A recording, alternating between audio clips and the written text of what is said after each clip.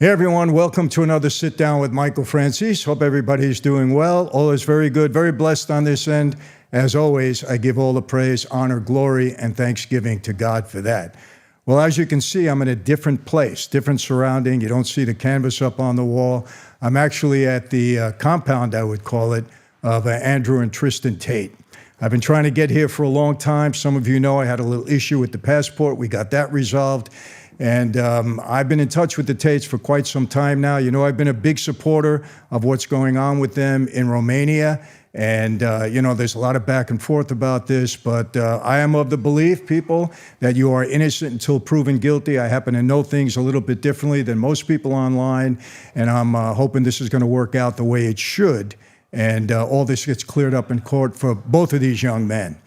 And very excited to sit down with Andrew. You know, some people have said to me, because I've been talking about this, you know, Michael, why would you sit down with Andrew? And my response to that, well, why would Andrew sit down with me? I mean, we both have our things in our past. We both have allegations. And, you know, I have a 30-year history now that I think things have been resolved. Andrew's a lot younger than I am. We happen to think a lot alike about a lot of things. And I think what you're going to find out in this conversation, we're going to talk about things, all this misogyny stuff, you know, there's a lot of allegations out there, but people, you need to remember something. Allegations are just that. Until there's proof, until something happens, until there's a conviction, and even then, it may not be right. You know, we live in a world today where unfortunately, you know, you're guilty until proven innocent. And I'm sorry, but I don't ascribe to that. I mean, I've been through it in my life, and I'm not saying that people don't deserve to have consequences. If they do something wrong, we agree with that. But, you know, I like to listen, and I judge people after hearing everything and knowing them myself. And we have a lot of things we're going to talk about. Andrew is never at a loss for words, and you're going to probably see me listen because I want to hear some of the things that he has to say about a lot of different issues. But I can say I'm excited to be here, excited to sit down with both Andrew and Tristan today. And I know a lot of people have been waiting for this. A lot of my followers have been saying, Michael, when is it going to happen? Well, it's going to happen now. So looking forward to it. And Andrew doesn't need any introduction. I think he's the most watched guy, the biggest influencer, one of the biggest influencers, certainly right at the top on all of social media. And he's there for a reason, people. And I think you're going to find through this conversation that there's a lot of misgivings about him that are just not true, just not true. And that's why I chose to be here. So, you know, without getting any further, I'm sure this is going to be probably 2 or 3 parts because neither of us have a lack for words. But here we go. My guest, Andrew Tate. So, Andrew, I honestly didn't think I was going to make it here this time. You know, to use your phrase, the Matrix got me for a while. You told me something happened. What happened? You know, it's unbelievable. I got this tour going on in the UK. We're going in March. And because I was coming to Dubai first, I had to have 6 months left on my passport. Yep. And my passport actually expired in June. So Ella's telling me, go get your passport done. I said, I'll do it when I get back. She says, you got to do it right away. You can't get an appointment there. I make a connection. I get an appointment on a Monday. Yeah. I'm leaving Tuesday, Tuesday night, right? Go there Monday, give them the money, go through the computer, everything's fine. I go back Tuesday, Mr. Franzese, we're sorry, we can't give you your passport. I said, why not? Department of Treasury has put a hold on it. I said, Department of Treasury? So they said, you got to call them up. I said, call the Department of Treasury? This is you, it'll take 6 months to even get through to them. Long story short, what I find out is somebody puts a fraudulent tax return, filed a fraudulent tax return for 2023. Wasn't even due yet. And I never file on time anyway. I'm always 4 months late. And claimed I made $4,000 and I needed a $100 return, right? So the IRS looks at it and said, this is fraudulent. They don't process it, but they post it. So overnight, when I go to try to get my passport, goes over the computer, whatever, they stop me, right? So when I find this out, I said, well, who posted this? You know, who filed it? You can file it e-file. They said, well, we can't tell you because it's under investigation. They said, but you're fortunate. You got to thank us. They said, thank you for what? Had we processed it, they would have put a warrant out for your arrest and locked you up at the passport office. This is what they tell me, right? So right now, I still can't get a copy of it. They won't give it to me. They say it's under investigation. Somebody did it. Yeah. Somebody just put it in there. But normally it would take 4 to 6 months to get this done. Fortunately, I was able to get it done in a month. Otherwise, I wouldn't be here. Well, the really interesting question is the person who did this, do they even have a passport? Are they even a citizen? Who knows anymore? We've entered a new era of insanity where these kind of things can happen, and we don't even know who did it. They may not have a social security number. This recently in London, there was I can't remember if it was a stabbing or an acid attack. Something heinous happened in London only a month or a month and a half ago to a little girl. And they were talking about how they couldn't find the guy. And London has the most CCTV in the world. And as much as I believe the UK is a failed society, the Met Police are pretty good at wrapping up the violent people pretty quickly. They do respond and find them. It's unfortunate they only come after the event. You'll get stabbed. But they might catch the guy once you're dead, which is kind of nice. But they couldn't find this person who did this extremely heinous crime. And I made the very obvious point. The only reason they cannot find somebody who did something so heinous in the middle of the day in the middle of a city like London is because they have no idea who this person is. He has no social media, no passport, no bank cards, no footprint. He came on a boat. He turned up. He murdered a native. And he's vanished because who knows it? Who is he? You have a grainy CCTV image and absolutely nothing else. So, I mean, not maybe. I've been called it a few times. It must be semi-true conspiracy theorist. But when you tell me things like this, just it sounds like people trying to game the system. And who are these people? Do they even have American passports or citizenships or any interest in the country at all? Or are they just there to exploit whatever they can exploit? Who knows?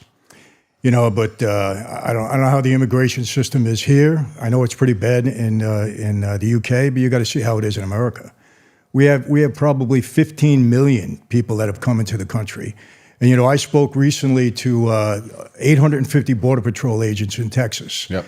And they told me, Michael, you have no idea. We have no idea who's coming into this country. We don't know how many have gotten away. We don't know how much drugs is coming in. They have no idea. How much human trafficking is taking place. Human trafficking, the whole bit. Yeah, it's scary. And it's scary, one, because of the situation, but it's really scary when you understand it's by design. I don't believe it's an accident. You don't have to have any degree of a functioning brain to understand that a nation requires a border. You can't sit and believe you have a nation without a border. It's not a nation at that point. It's not a nation anymore. Right. So these people must be doing it by design. Then you have to go deeper down the rabbit hole. Why are they trying to do this? And I see these little hints in the media. You see things and they say, Trump might lose the election because of the undocumented voters. And I sit and think, are these people really busting their way into America and then urgently trying to find a way to vote? Or are they just letting them in so they can use that as a scam, make up the votes themselves? Don't put me in jail. But they'll just say, this is the undocumented vote. And they'll just print it and write it themselves, and they'll just blame them. These people probably don't even need to vote. They're just the scapegoat for the scamming of the election. That's what I think they're doing it for. I've been saying this for months. There's only one reason, and this is totally political. They're letting them into the country, and that's to influence the voting. Yep. That's it.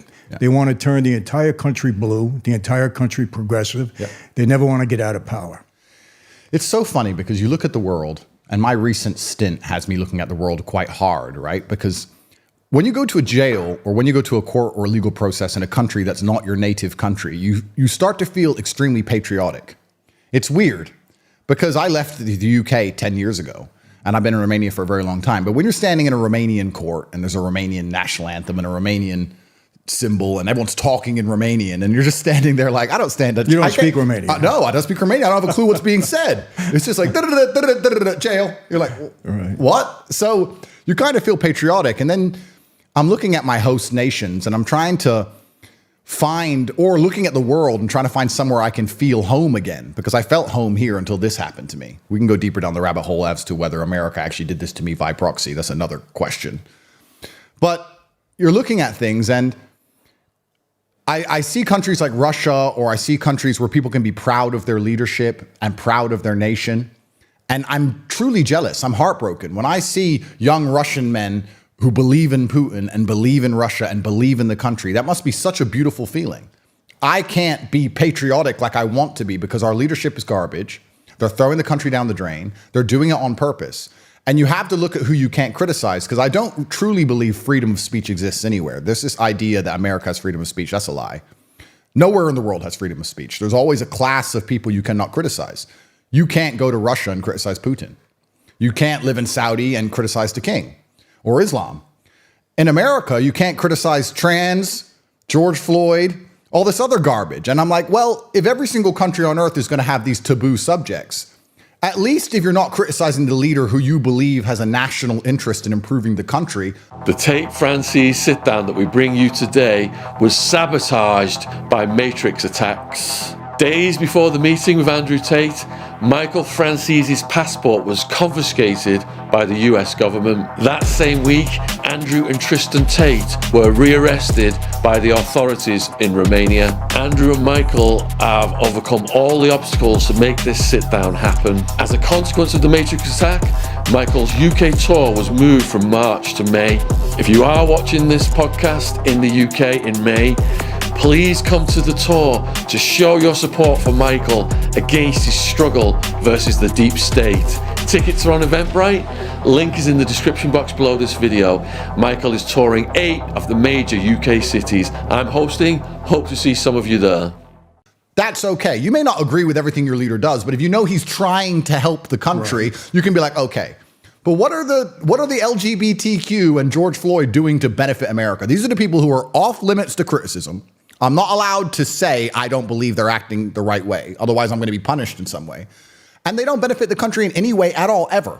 Not only do they not benefit the country, but they're in such a minority, and yet our leadership now panders to them like they're the most important people in the world. Yep. I don't get it. I really don't get it. That's, and I try to understand what their motive is on this. I can't understand it. I think their motive is primarily to just damage society at every level. I think, and once again, not to be pessimistic, but not to be a conspiracy theorist, but I believe they've come to the conclusion that the American experiment is on its way out. The empire is falling across the next 50 to 60 years. They want to enrich themselves as much as possible, like a typical crypto pump and dump or stock Ponzi scheme. And they're trying to divide society to the point where we don't realize what they're doing and demasculinize as many men as possible so we don't resist what they're doing. And they find any agenda they can to purport which will damage our capability of resisting it. So they're going to come along and do all this garbage. I did a podcast recently, and I was talking about trans swimmers in female sports. And we were talking about how ridiculous it all is. And after about an hour in, I was like, the truly upsetting thing is that they've managed to convince some of the smartest, most eloquent, most interesting people on the planet who have podcasts to sit down and discuss whether a man should be allowed to swim with women. We're not talking about the fact that the fiat currency is a scam, that the judicial system's a scam, that the elections are a scam. We're talking about some swimmer with male genitalia destroying female swimmers. That's what they want, because they've put up such a smokescreen of garbage that we're sitting here trying to go through the garbage. And the only reason we have to do that is because there is a proportion of the population who are so slave-minded. They're slave-minded. Mm-hmm. They will believe anything they are told, anything they are said. So you end up having to argue against, like you said, this very vocal minority of 15% of whoever they are who truly believe that a man with a wig is a woman. And while we do that, they just plunder until it all explodes. And it's the patriot in me is heartbroken. It really makes me sad. Well, I agree. And the hypocrisy in all of that is we have a country that's supposed to be standing strongly for women's rights. Yeah. Until you get a trans involved, and then you don't hear anything about the women anymore. Absolutely. And it's so absurd. Yep. A man cannot compete with a woman. Yep. Shouldn't compete with a woman. A woman can't compete with him in sports like that. It's a known fact, but yet they're forcing it on everybody there. And it's, what gets me, Andrew, more than anything? Listen, I was on the street. I was a gangster for 20 years. I make no bones about it. That's who I was. But that's who I was. I admit to it. Yeah. It's who I was. The hypocrisy in these people right now is what gets me more than anything. They're such frauds and they're such liars. They get up there, and you know what would get me? Politicians get up there now daily, a daily basis. They had a thing, I read an article. In 17 minutes, Biden got on the air and lied 15 times. They fact-check him. 15 lies in 17 minutes. And you talk to people about that, and they say, well, it's politics. I said, it's not politics. It's lying. Yep. If your partner lies to you once, maybe twice, third time, fourth time, you're done. 100%. These guys lie to you every single day, and you support it. You say it's politics. It's not. It's lying. And the worst part about it, they lie to the detriment of the people that they're supposed to be benefiting. Yep. And that's why I've been ranting and raving about it. I almost lost my tour in the United Kingdom because of this whole thing. I have to believe that I've been very vocal, like you, speaking up for what we think is right. Yep. and they're coming after you for it. That's the bottom line. Well, absolutely, because your ability to speak freely is directly correlated to your insignificance. Yeah. You can talk if nobody listens. Yeah. People start to listen, you have to be careful what you say. Exactly. And then they'll come along and say, oh, this is a free country. Yeah, you can say what you want. And then they'll attack you anyway if you say things they don't like. The free speech psyop, well, it's very interesting what you said about lying in politics. I want to talk about that in a second. But the free speech psyop is interesting because America as a country is unified by two things. One is money. And two is this idea of freedom, which doesn't truly exist, I believe. But other nations may be unified by a language or a color or a flag or a national interest, whatever. But America is unified by the idea that most people believe they can get rich one day. And they're unified by this idea that they are freer than everybody else. So I think to keep this scam alive, they have to allow people to do stupid things they can't do in other places. Because you can't truly criticize from a vocal platform the leadership without getting wrecked. That's the same in every country in the world. America's no better.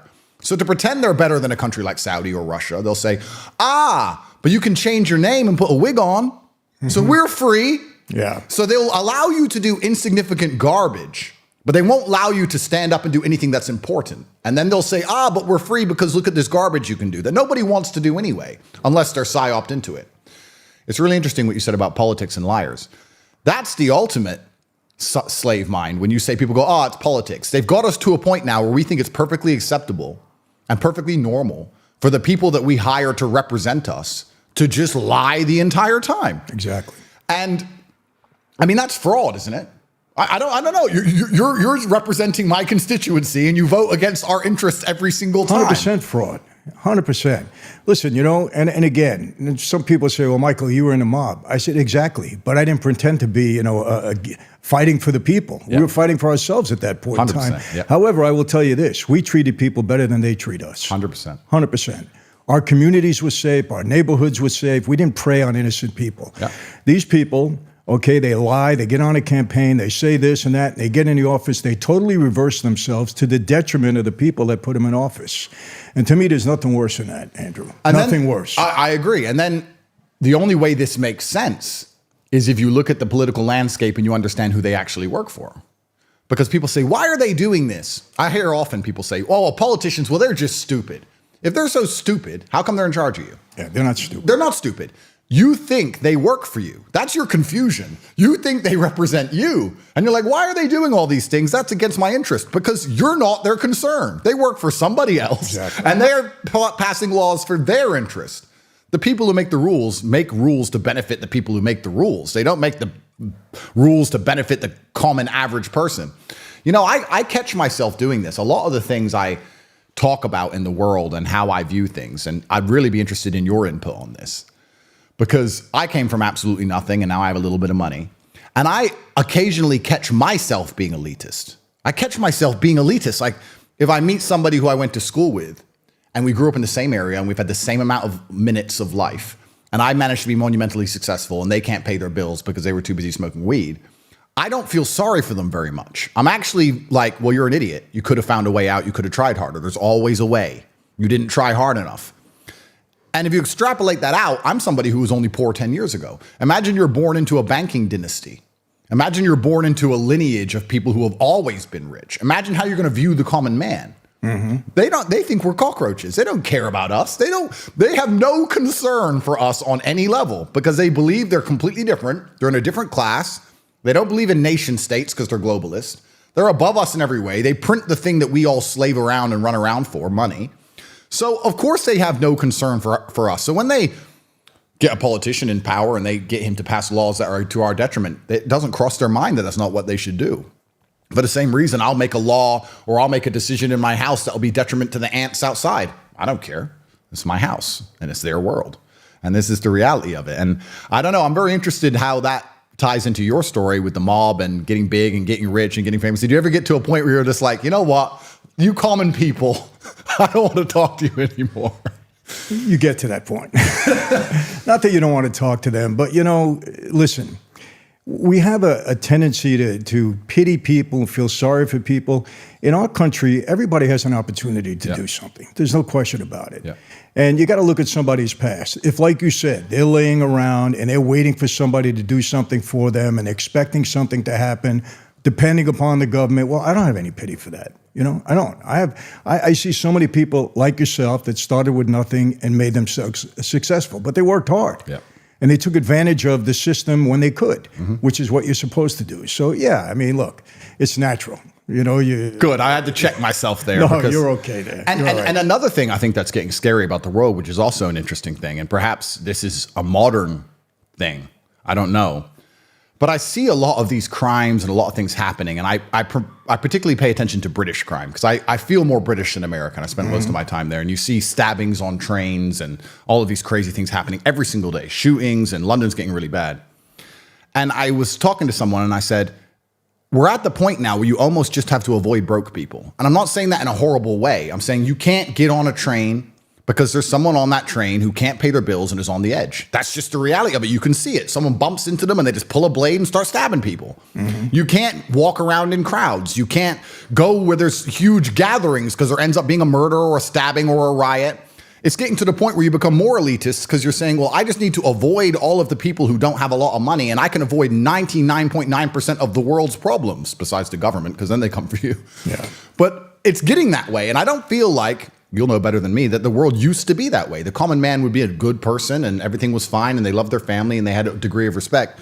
But in certain towns in England, especially now, if you try and go anywhere and people aren't affluent, they've lost all sense of morality. They just think, oh, okay, well, it just becomes a free-for-all. And it's dangerous. It's getting more and more dangerous to be around or just do a common thing or a normal thing. Public transport, malls, anything. It's getting crazy out there. Let me ask you a question. Is that, in your view, because there are no consequences for these people? I think... Or they've been minimized to a degree where they can get away with it? That's certainly part of it. But I do believe that humans are intrinsically good. And I think that as we're divided further and further down the scale, which is what's happening, we just end up finding an enemy of some kind. I believe that when you remove the homogeny of society, whether it be race, religion, anything, when you have nothing at all to unify or bind people anymore, you add on the pressure of people not being able to pay their bills. You add on the pressure of people slowly realizing how unfair this world is and how unfair all the systems we're supposed to believe in are. I think there's just a lot of pressure on people to just... I don't think a lot of people can take pressure. You can talk from jail. We can talk about our jail. There's a lot of people who wake up and they say, let's take it this way. If you're an immigrant, let's say, and I don't know this, I'm just guessing, because I try and put myself in other people's positions, right? I try and pretend I'm them.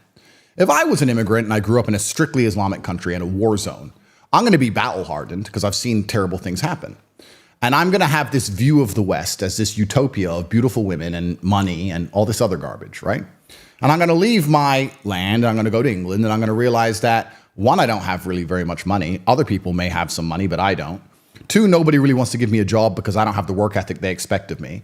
Three, the women don't look at me as anything. So all these women who I have a bad view of, I view them as promiscuous because that's what I've seen in the music videos. Yeah. And I go up to them and I'm like, hey, and they're like, go away from me. That offends me. What do you mean go away? Why are you telling me to go away? Because I have this promiscuous view in my mind. You put me with 10 other guys who have no job, and we stand around on the corner all day. Like, how is this going to end anything other than crime? How is this going to end any other way? Because you get to a point, especially when you tell them the punishment for what happens to them is probably better than how they lived at home. You're going to say, well, get rich or die trying. And that's inside of every single man anyway. So when you add in the war zone and these other societal levels and these other psychological levels, they just don't care anymore. And how can you police that? How can you stop that? It's scary because the police come afterwards. They can't. The police come afterwards. That's the problem with all of this. Well, you know what? In America now, they don't even want the police to come. I mean, it's gotten so bad. You know, people have said to me, they had this whole movement. I don't know if you remember one. It was defunding the police. And genius idea. You know, I said to them, I said, let me ask you a question. You know, Michael, what do you think about it? You know, you don't like the police. Just stop for a minute. Let me ask you a question. I'm on the street again, right? I'm doing what I'm doing.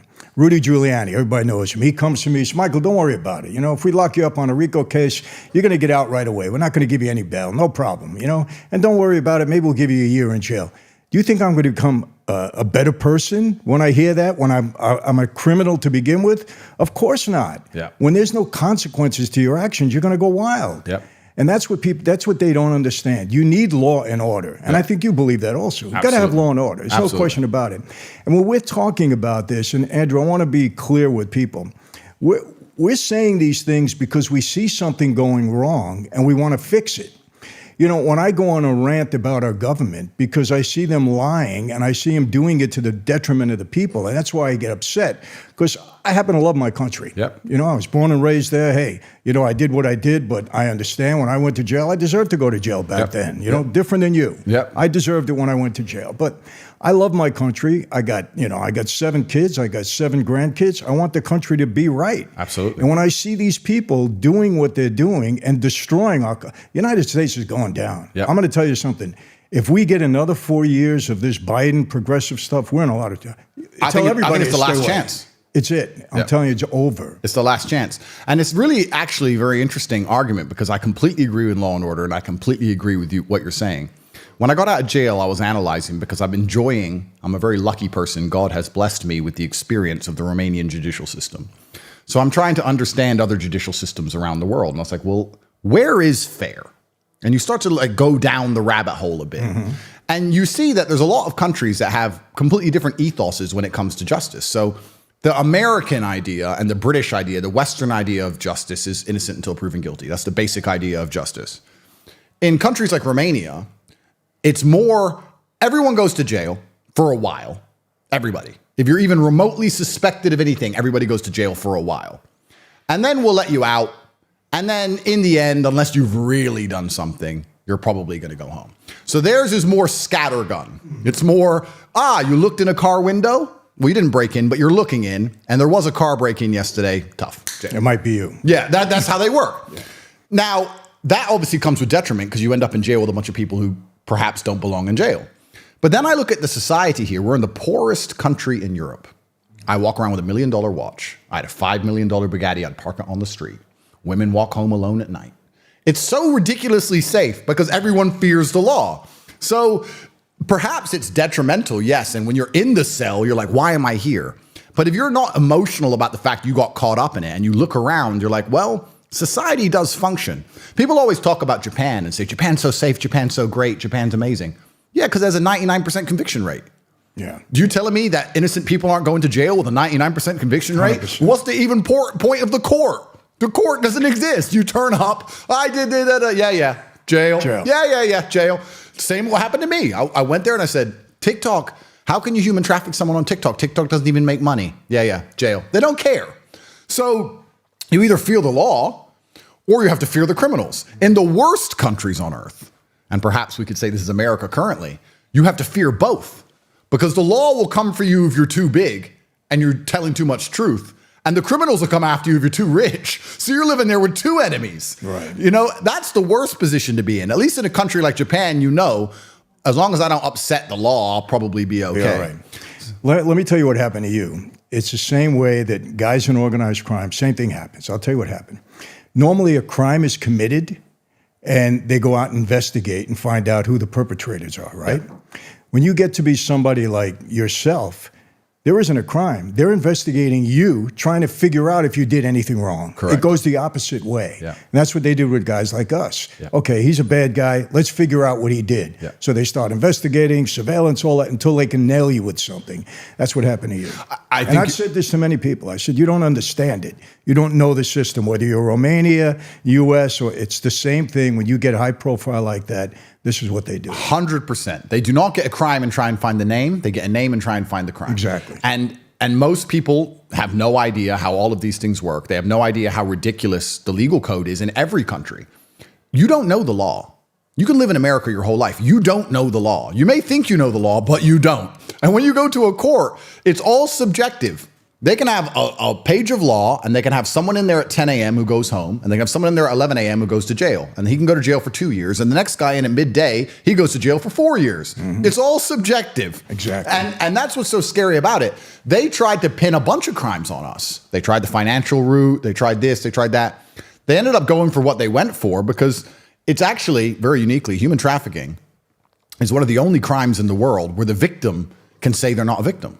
So with human trafficking, what they can do is come along and get a man and his wife, say you have human trafficked this woman because you, for financial gain, have convinced her to do something. And with me, it's the lover boy method. By being nice, not by physical coercion, not by beating. They're not even saying that. They're saying he used nice words to convince this girl to do something for financial gain, which I guess is every single employee boss relationship in the world. Yeah. Then when I say I didn't do it, when the girl herself says he didn't do it, they can still, the state can come after you. So you have a victim defending me defending myself, both of us on the same side of the stand, and the state trying to wreck you anyway, no matter what the victim says. Human trafficking is a unique crime in that regard. Yeah. And I guess they're doing it because they're saying that women can be brainwashed or whatever. I don't know how they came up with this idea, which is another interesting argument. You know what? As I go through this, it's so interesting because I try and highlight the hypocrisies in these things. I say, well, I have daughters. And maybe I'm crazy, but they're going to listen to me.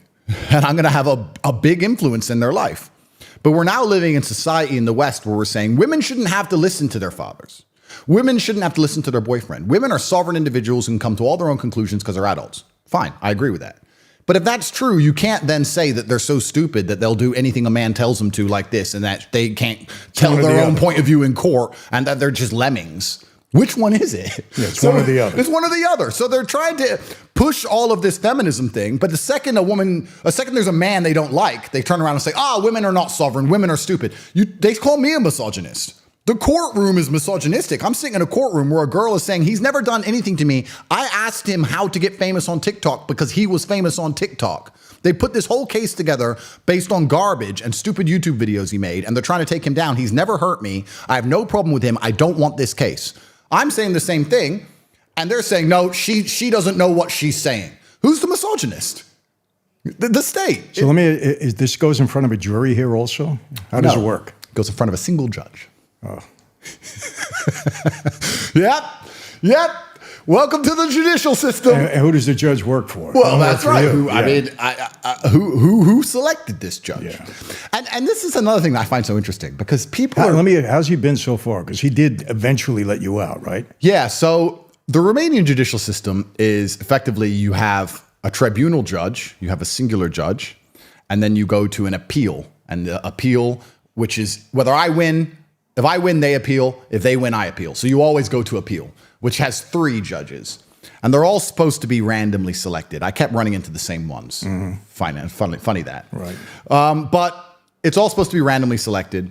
And they basically have the final call. There's no jury at all and anything. And they just decide everything. And this is what's interesting, that people at home are so ignorant that they believe that a case which is large enough, like look at your case.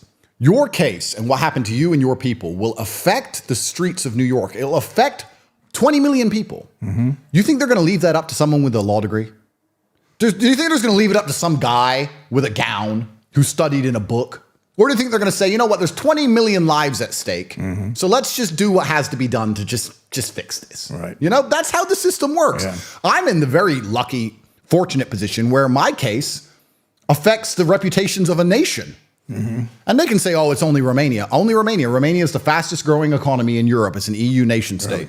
It's not as poor as people think it is. You'll drive around and see Lamborghinis, Ferraris. You see penthouses. It's a real place. It's richer. Bucharest is richer than Madrid, Rome, Berlin. Really? Per capita. It's a real country.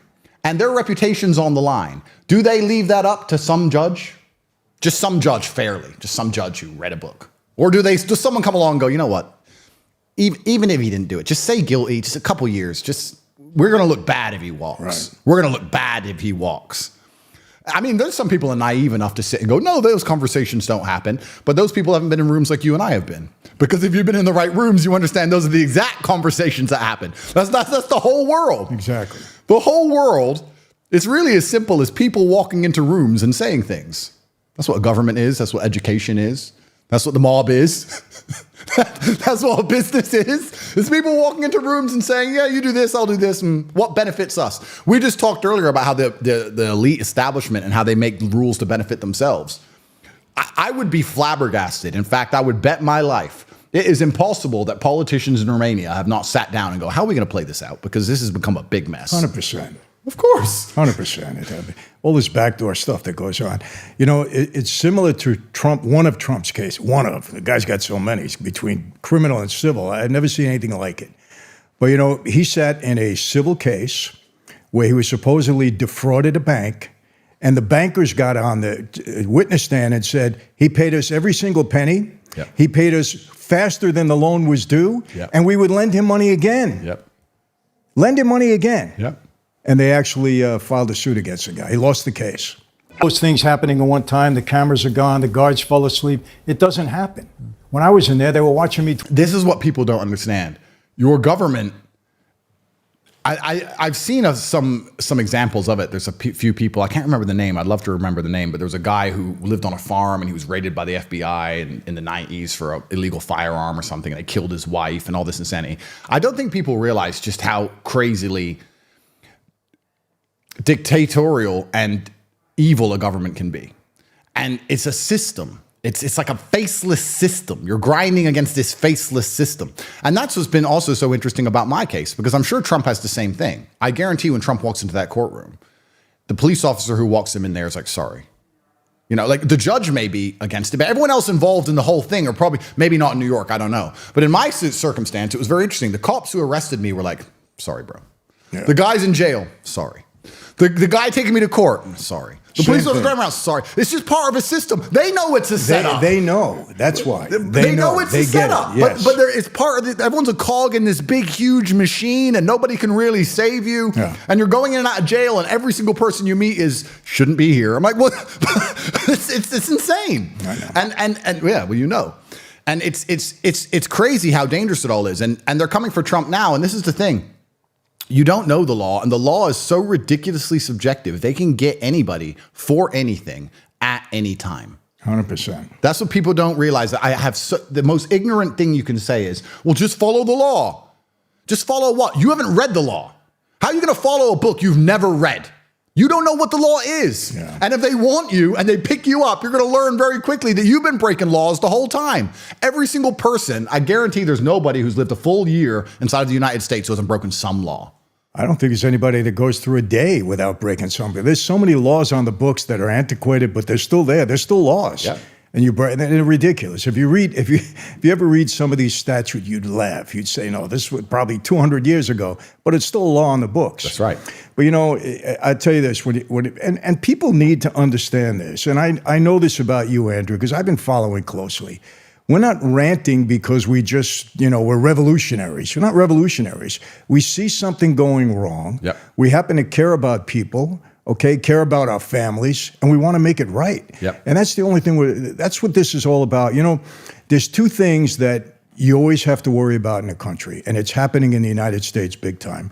Number one, when the party in power starts weaponizing Department of Justice, the legal system, and law enforcement to go after their political enemies or the enemies that just don't agree with their ideology, and like yourself, we're vocal about it. Yep. That's very dangerous, number one. And number two, whenever the media goes along and doesn't report the news but plays cover for the people in power, yep. Because then people don't really know what's going on. They don't know what's going on. Yep. And you know, you look at social media, I can't tell you how many people, why are you sitting down with Andrew? I said, well, why is Andrew sitting down with me? I was a former gangster. He could say, I don't want to bother with you. I said, why do you ask such a dumb question? You know, I tell him, we're sitting down because we're having a conversation because there's something there to be talked about. And what do you care what I'm sitting? You know, I got to tell you, you know this too. Social media has exposed the lunacy in the world. Absolutely. There's no question about it. Absolutely. I mean, some of the things you hear. The problem is people judge you from what they see or what they hear from someone else on social media. Yep. And it gets into their brain and you can't get it out. And this is the ultimate position of the slave mind, because there are people who have a visceral reaction of anger towards me or towards you or towards anyone you can name. And they feel an emotion, right? And emotion's a real thing. Anger is a real thing. They'll feel a visceral emotion for a person they've never met based on an edited news segment from a propaganda organization. They're going to sit there and go, well, this propagandist has told me this, and now I feel rage towards this person I've never met. They haven't investigated anything. They haven't dived down the rabbit hole. They don't care. They just instantly comply and believe. If they can make you feel emotions with a short edited clip, well, then you are the enemy of freedom. You are the exact type of people they want, so they can play clips on the news, you get angry, and do whatever they tell you to do. You're the worst person in the world. And another thing that people just lack so much brain. If they were to come to me and say, Michael's got a new case, he's back on the streets, crime boss, da-da. They put it all over the news and tell you your past and you're a crime boss, da-da. And they say, look, here's an indictment. I'm gonna say, so wait, the police wrote this and the media wrote that. So I don't care about any of it. It's all a lie. It's all a scam because it's a one-sided story. People are gonna be full-grown adults and not understand that one-sided stories always end one way. You can't ask the media or the police anything about anybody. And then the scary thing about all of this is what we were talking about earlier. If you actually do a crime, like a bad, heinous thing, you rob a grandma, they seem to let you off. They don't seem to punish you like they used to. No. And that's a really big rabbit hole to go down as to why they're doing that and why they're trying to make society so unsafe. Perhaps it's because the only thing the human mind will accept a reduction in freedom for is safety. The only thing that will make you say, okay, take my freedom, but make me safe. So the worse things get, the more dangerous it becomes to leave your house, you might end up agreeing to being locked in your house. And okay, you deliver my food, you deliver my bugs, and I'll stay home because it's dangerous out there. That's the only thing we'll give up freedom for is safety. You're right. So that's why it's getting more and more crazy by the day. El Salvador, the president of El Salvador, has proved you can fix any mess. He cleaned it all up. Mm-hmm. Are there some innocent people in jail, like we were talking earlier about Romania, Japan, etc.? Probably. But he's fixed it. I don't know if you've ever watched his speeches? No. Oh, El Salvador went from the most dangerous country in the Western Hemisphere to the safest. And what length of time? A year and a half. He just turned up, built a mega prison, said if you have a tattoo or you're related to a gangster or you're in a house with a gangster, you're all going to jail. And he just locked up everyone, head to toe, everybody. And now it's the safest country. And he's saying now they're going through the judicial process. They're going to do some jail. And some people who are innocent are going to eventually get out. And everyone tells me that I violated human rights. That's fine. What about the human rights of the people who are getting murdered on the streets? Right. We had the highest homicide rate in the world. Everyone was dying. Everyone talks about human rights and the BBC and everyone wants to come along and ask me about human rights. I fix human rights because people can walk all around with their children now. So he took drastic measures to get something done. I'm not saying America should do that, but I'm saying I'm sure with the monumental resource they have and the amount of time they spend going after Bitcoin millionaires like Roger Ver or in trying to convince the Romanian embassy to put me in jail for talking online or keeping an eye on every single person who's a Trump supporter, perhaps they could, I don't know, stop grandmas getting murdered if they wanted to. All they need to do is go back to the way it was and enforce the law. That's it. Yeah. They don't have to do anything real drastic. They have to stop minimizing what they're doing now. Yeah. You know, it's amazing. You get a guy in organized crime, and I have to keep going back to this. They'll investigate him for 10 years for shaking down somebody for some money. Yeah. Not beating them, just shaking them down. Or, you know, for gambling that the government is running now anyway. You know, so many of my friends went to jail for gambling, and the government is in the biggest business of gambling that there is. Of course. Yeah. You know, all they have to do is enforce the laws the way they used to. They don't have to do anything drastic. That's it. Yeah. And they won't do it. Yeah, they won't do it. And it has to be purposeful. And that's what's scary. When I have to tell my daughters, you know, I have to give them pepper spray to carry around. When I tell them, when you go into the parking lot, make sure you look around you because people are waiting, you know, by your car to grab you and either kidnap you, human trafficking. Yeah. That's real human trafficking. 100%. When they throw you in the car and drive you away in your car. And that's happening in affluent neighborhoods in California, where I live. It's happening.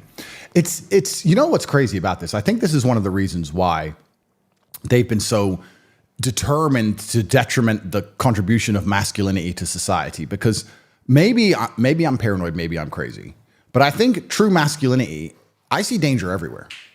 If I walk from my car to the restaurant, my heart beats a little bit. Like if I get out of my car, I'm the same way. I could totally relate to that. I've got guards with guns. I've got security with me. I can't carry a weapon. I'm on bail, but I have 3 men with guns, and I still get out of the car. And I'm the same way. That's how I am.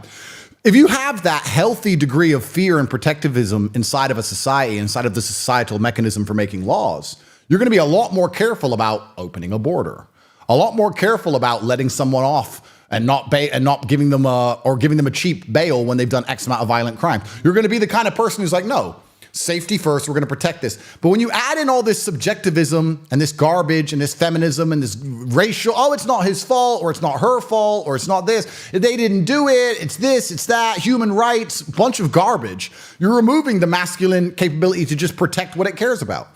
I think one of the largest smear campaigns against me is I get called hateful all the time. The BBC who hate me. The BBC hate me. They're the propaganda arm of the British government, and the British members of parliament stand around in parliament. It's the only time I watch those clowns. And they sit around talking about me. Andrew Tate's the worst thing that ever happened to this country. Not the stabbing, not the drugs, not the open borders. No, Andrew Tate said go to the gym. He's worth a 2-hour conversation. Only time I've watched them clowns in a long time. So the BBC is after me, right? And they say, Andrew, there's hateful ideologies. There's no such thing as a hateful ideology if you love something. You're not hateful if you say, I love America and I don't want those people to come here. You hate immigrants. No, I love America. There's no light without dark. There's no equal and opposite forces. If you love anything on the planet, you'll be called hateful against something else. The only people who aren't hateful are people who don't love anything and don't stand up for anything. The people who are just empty vessels waiting for the slave mine programming to convince them to be mad at us. If you love anything, you're a hateful person against something else. They'll call you hateful because they'll weaponize it and they'll try and take away the love aspect. I don't hate anybody or anything. I think it was with Piers when I said that my girlfriend doesn't work. It's like, why don't you want her to work? I said, she can work if she wants, but she doesn't have to. Why? Because I'm rich. You're a misogynist. How does it make me a misogynist? I'm a misogynist. She's in Chanel and get a facial. I love her and I take care of her. But that's it. No, I hate women now. This is how they spin the narrative. It's insane. I'm going to tell you what's going on. There is a thought process out there now that if you're telling a man to be a man, and we can talk about the qualities of manhood, that it's demeaning to women. Yeah. And I said, no. If you're telling a man to be a man and teaching him how, that's a benefit to women. Absolutely. And they don't get it. People don't get it. It's like you're taking a woman's rights away by being her man. Yeah. You know, look, I'm married 39 years, yesterday actually, 39 years. Congratulations. Thank you. And my wife could work if she wants to. Do I want her to? No, I don't want her to work. She doesn't have to work. I don't want her to work. Yeah. But if she wanted to and she's real, okay, you can work. You know, she does all my video work, so she works for me. Yeah. You know, I just don't want anybody else telling her what to do. That's just how I feel. 100%. It's my wife. Yeah. I don't want another man or anybody else telling her what to do. Yeah. Okay, is that a misogynist? Most people would say yes. Yeah. But why? There's a large proportion of the population who would try and say you're a bad person. Yeah, why? And they do this because they're pitting us against each other. That's why they're trying to attack masculinity to the point where they will say, if you're remotely masculine, you are harming and hurting women, which of course is false. But they try and keep the genders divided. That's what they want to do, because genders being united, when you're two different parts of a perfect whole, that's the basis of society in the first place. We can talk about government, we can talk about all these things, but it starts with a man loving a woman, having a child. And then they decide to buy a house. If they can buy a house, as opposed to what's currently happening because they can't afford any of them, if they can buy a house, they're now interested in the schools, they're interested in the roads, they're interested in the town. They'll go to the local county fair. The town can be extrapolated out to the state, to the city, to the government, etc. It starts with that. They've broken us at the nucleus of the cell. Men and women no longer get along because we have completely different ideas. And you can blame either gender, but truthfully, it's a race to the bottom for both genders, I think. Gender dynamics are now so fundamentally broken in Western societies that how can you build a society on the top of it? How can you build a society on the top of women who don't want to listen to their man ever? Men who don't want to marry a woman because she's either going to financially wreck him or he's not going to feel like the king of his own household, which is what a man wants. Why would you marry a woman who says, I'm not going to listen to you? Well, then why am I marrying you? What's the point in any of this now? You go down the rabbit hole of hedonistic insanity, this hedonistic sex and garbage. This is why we're in the position we're in the West, right? Because you can also tie that in with the broken gender dynamic, which you have. You tie that into the female empowerment telling them that they're better than men at everything. You also tie that into everything that happens to them is a man's fault somehow because they're permanent victims. And this is where you have all these fake rape charges and fake claims. How can this possibly be fixed when you have millions and millions of people having hedonistic empty sex on drugs and alcohol? Right. Telling the woman if they regret it at any point further on in their life, it's the man's fault. At the same time, she's better than the men in every single possible way. And these people are psyoped by Sex and the City and the internet and other garbage. Of course, you're going to have millions and millions of fake rape claims and fake kidnapping, all this garbage, all these crazy things. I said this to the mother of my child. I said, listen, I love my daughter with all my heart. If somebody hurts her, I'll go to jail. I don't care. I'll go to jail. Of course. But if my daughter comes to me and says, I was raped, what happened? I went out with a guy and I got drunk and I was drunk with him and I went to his house and we kept drinking and then I went in his bed drinking and I took my clothes off and then I had sex with him, but now I think because he ain't texting me, I don't want to. I'm like, I can't in good conscience kill this man. What do you want me to do now? And this subjective garbage has come by the basic breakdown of even gender dynamics now. So we have masculinity under attack on every single level. I said this to Tristan. Some guy, an old friend of mine, me and him were joking because since I got this human trafficking charge, I get all these beautiful women around the world saying, you can human traffic me. Like they send me messages. And he's like, oh, that must be fun. I was like, I don't meet anybody. I don't trust any of it because there's no longer even consent in the Western world for a man.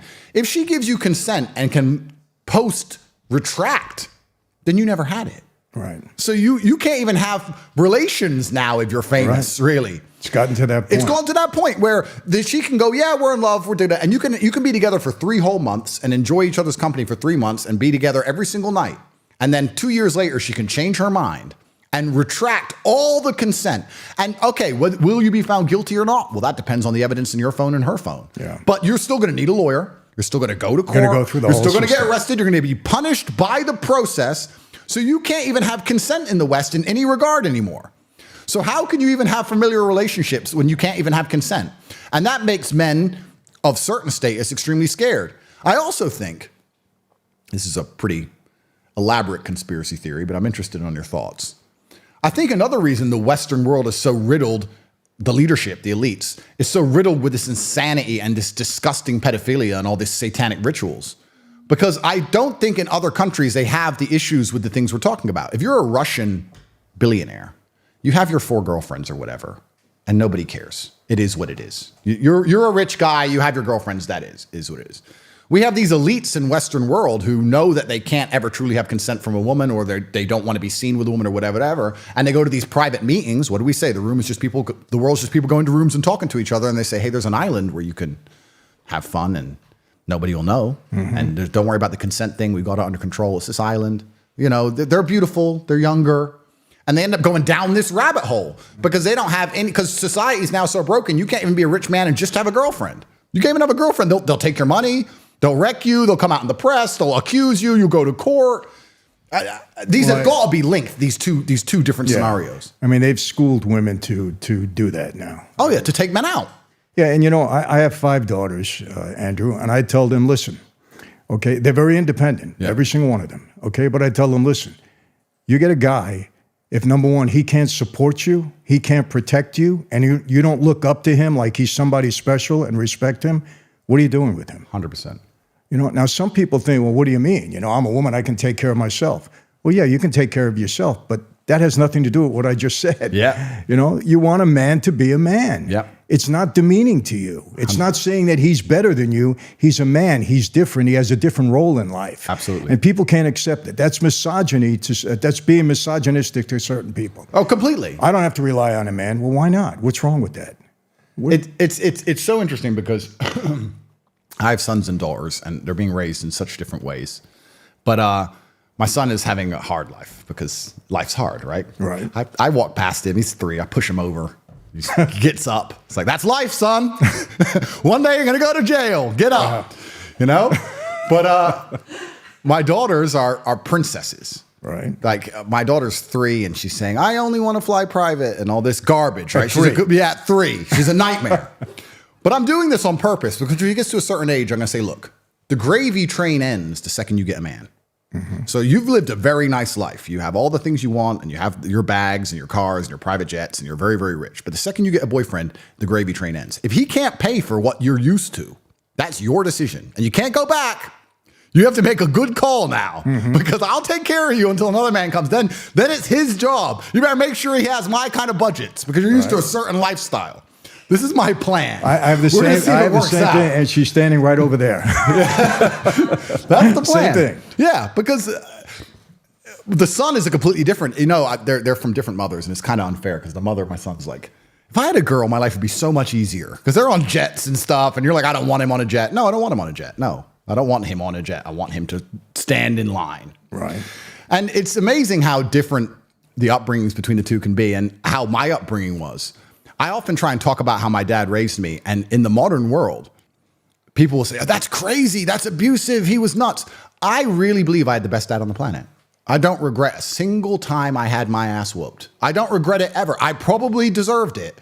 If I think back, I deserved it. And it's crazy to me that we built the whole world with discipline in children. We built the whole world with it. The pyramids were built when kids couldn't talk back to parents. The Napoleonic Wars, Mozart, the cathedrals, every single thing you see that was created less than 30 years ago, more than 30 years ago, was created with discipline in children. And now we're coming along saying, oh, you can't discipline a child. Oh, no, you can't tell them to be quiet and sit down. Right. My dad used to say this all the time. He had a saying. He said, I don't negotiate with children. He'd come in and he'd change the channel. I'd say, oh, Dad, I was watching that. I don't negotiate with children. We're not having a conversation. There's no negotiation. Be quiet or face the repercussion. I was like, yes, sir. Okay, then I guess I'm watching this. You know, so the world's gone nuts. And I was saying this the other day. I saw something on TV about mental illness because I think a lot of the mental illness is overprescribed. And I'm not talking about PTSD. And even when I got out of jail, I had nightmares. Romanian jail is a unique experience. I'm not talking about that. I'm talking about the overprescribed mental illnesses because every kid in the world is a mental illness now, right? And they're talking about OCD and ADHD, etc. And there was this kid who was walking down the stairs and he had OCD. And if he didn't walk down the stairs in a particular pattern, he'd like skip one stair, turn around, go up a stair, then do a hop and then do a jump, some weird stair thing. And his two parents standing there going, if he doesn't go down the stairs in a particular way and we put him in the car, he has a mental breakdown, he starts screaming, we have to turn the car around and let him go down the stairs. And he has OCD. And the doctor's like, yeah, he has OCD and he's just medicine. Da-da. I'm sitting there and I'm saying, I've never seen an African kid walking for water 10 miles, turn around and do it again because they missed a step. Ever. This is not a disease. This is a brat with idiot parents who are enabling this kid. If that was my kid, I would drag his ass to the car and tell him to shut up. Right. And I'd fix it in a day. And we're sitting here with doctors, TV shows, pills. The kid, the world's lost its fucking mind. Absolutely. It's the same with ADHD. They say, oh, my kid can't concentrate. Well, I wonder why. Your child has video games, iPads. It's enjoying this very fun life. It goes to school and has to sit down with a boring book of math and doesn't want to. Well, duh. That's not ADHD. That's lack of discipline. It's lack of discipline. Well, you said something very interesting that people wouldn't think would come out of your mouth because you're a misogynist. Of course. You just said you treat your daughters like a princess. Absolutely. Okay, so what's wrong with that? Well, I guess they're going to come along and somehow the mothers don't have to work. So I guess that makes me a terrible person somehow. Yeah. I don't know. It's all this weaponized virtue. It's truly insane. Yeah, and people think, you see, people will turn that around to say that's demeaning to women because we're lowering their stature in life because we have to take care of them. Do you know, I can tell you this, since I'm married, I don't think my wife filled her car with gas 10 times, unless I was in jail. That's what I do all the time. I just want to fill her car with gas. Absolutely. Is she capable of doing it? Of course. Yep. Would she do it on her own? Of course. Yep. It's just, I'm a man. Yep. And I feel that these are the things that I have to do for the woman, for my wife. Yep. You know, I do it for my daughters too. What's wrong with that? But if you say that, you're a misogynist. Oh, yeah. And they're trying to, and this is how they break down the gender role. And this is how they do it because that's how they fundamentally break down society. And I was in Miami. Last time I was in America was 3 or 4 years ago. I was in Miami.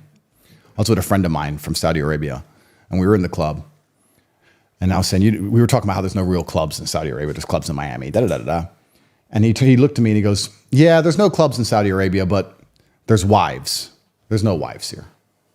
And I just looked around and I was like, yeah, there's girls. There's no wives. You know, it's like, that's American society now. Right. That's the Western society. And it's going down this degradation. The thing I think a lot of people don't understand, and I have this especially because I come from a very low income background and I still know a lot of the people I grew up with. And when they go, if I had your kind of money, I'd do this, or if I had your kind of money, I'd do that. Hedonism is a black hole that never ends. You can only get so drunk so many times until you want to take a drug, and you do that so many times until you want to do both at the same time or whatever. You end up on a pedo island, whatever it is. Hedonism is a spiral to nowhere. Right. True happiness in life is actually doing, I believe, and this is where we can talk about masculinity. I feel happiest when I do the things I'm supposed to do because I'm supposed to do them. Just as you said, putting gas in the car. Putting gas in my woman's car will make me feel happier than doing something insane or garbage. Maybe I've become boring in my old age. I think I'm not quite as old as you, but I'm getting there. But now You're half my age. but like, Don't rub it in, Andrew. If I can clear all my emails, Right. I've had a good day. Like maybe it's getting that way. I know when you're younger, you're a bit more reckless and these kind of things, but a lot of young people, a lot of men say to me, especially like, what's fun? And I'm saying doing what you're supposed to do and fulfilling your duty and being proud of yourself is fun. That's the only fun you need. You don't need the fun of trying to chase all this garbage and this hedonism and this black hole. That doesn't lead anywhere. Did you do that for a while? For a while, yeah, certainly. So did I. You have to. Yeah. Until you get to a point where you realize, okay, this is never going to end. Am I going to continue to go down this path, or am I going to turn around and just skip it all? Right. Because it only ends badly. And I think that's also one of the problems with Western society, where the youth are obsessed with fun. If you look at other societies, the youth are not so obsessed with what's fun today. What's fun now? I need fun now. I'm bored. I want fun. You know, they're overstimulated, whatever it is. They're also selfish. They're also self-obsessed with how they feel. This teaching a whole society and teaching a large contingent of the youth that how they feel plays paramount over the world. If you feel sad, that's all that matters. Not, well, I feel sad, but it doesn't matter because I'm doing the right thing. I feel depressed or I feel stressed, but it doesn't matter because I'm dedicating myself. No. What matters is how you feel right now, which means they only want to be happy all the time. And if you're going to only chase happiness and you don't have any particular skills, you're going to end up just chasing hedonism, and this is where you end up. And it's insanity. I think one of the largest tenets of masculinity for the largest period of human time is ignoring how you feel and doing what you're supposed to do because you're supposed to do it. We feel things, but jobs must be done, whether we are happy or sad. And this is also disappearing from the world. I'm stressed probably 6 days a week. I'm pissed off 6 days a week, but things need to be done. Right. So you just have to do them. And when you have a whole contingent of the youth obsessed with only being happy, I think this is one of the largest reasons they can psyop them so easily into doing insanity. And I guess it never used to be that way. No, it was never that way. Without getting into the cause, I don't know if you know what's going on in the United States. A lot of protesting going on at universities. Yeah. Without getting into the cause, these kids are protesting, okay, breaking into the building, staying there, and then demanding that food be brought into them, of course, blankets be brought into them. And I'm saying, are these kids so entitled that they think they can, protest and wreck the school for other people that can't get to class, and then they're demanding food and blankets and all these crazy things? I'm saying this world has gone upside down. Yeah, it wouldn't last in most other places. And the closer that, it's actually interesting because I think humans, or maybe this is just me coping, maybe this is cope, but I think we're designed to struggle a bit, because the closer you are to struggle, the more sensible you are. And gender roles all fix themselves in struggle, right? If you have 10 men and 10 women and they crash on a deserted island, the men do the man stuff, the women do the woman stuff. There's no discussion about gender roles because you're going to die. Right. So the men have to go hunting. The women are going to try and sew a blanket, whatever, because we're going to die now. Right. So we don't have time to talk about whose job's what. Right. Also, if you meet somebody who's had a hard life, they seem to be pretty wise. Yes. It's difficult to find someone who's had a hard life who's a total idiot. When you speak to these liberals or these morons, they've had very easy, soft lives. So I think humans are supposed to struggle a bit. Absolutely. And in the Western world, it's the age-old adage. I know it's overused, but hard times create good men create good times, and the good times create a bunch of weaklings, and they mess everything up. Yeah, it goes to a point, and then it goes the opposite. It goes the opposite way. Yeah. These people have had too easy lives for too long. And you can apply this to nearly any of the societal ills that apply to the Western world. People have had it too easy for too long, and none of them know any struggle at all. I mean, I don't know about you, to be honest with you. Like I can almost crash my car 10 times. And I only slow down when I hit the tree. That's just how I am. Like, I think that inside of the human psyche, sometimes you need to be shocked. You need to be hammered with something. That's just how it goes. Because until then, you're like, maybe I'll keep it in mind. Yeah, well, I got away with it. You keep going. Yeah. But when you finally learn your lesson, right? But there's a lot of these people out there who aren't being taught any lessons at all. And they're going to destroy society en masse because they have never had any kind of difficulty in their life. And what is life without difficulty in the first place? What is life? What is the point of life without difficulty? One of the things that's comforted me in all my garbage is actually, I watched one of your videos, and I was watching one of your videos a couple years ago, and I remembered it in jail. Because perhaps I'm wrong, you can correct me, but I don't think you regret any of the bad things that happened to you. Not at all. Because it makes you who you are. Yeah, not at all. So when people say, Andrew, what are you going to do if they lock you up for 10 years in Rehovot, the worst jail in Europe? I'm going to say, well, that's going to be a story. Mm-hmm. That's going to be fun. Maybe I'm crazy. Let me ask you a question. How much time are you facing if all this nonsense goes down? 8 to 10. 8 to 10. And what do you do on that? Yeah. So 8 to 10 years in Romania, that'd probably be around 5 or 6 years. It's like 2/3.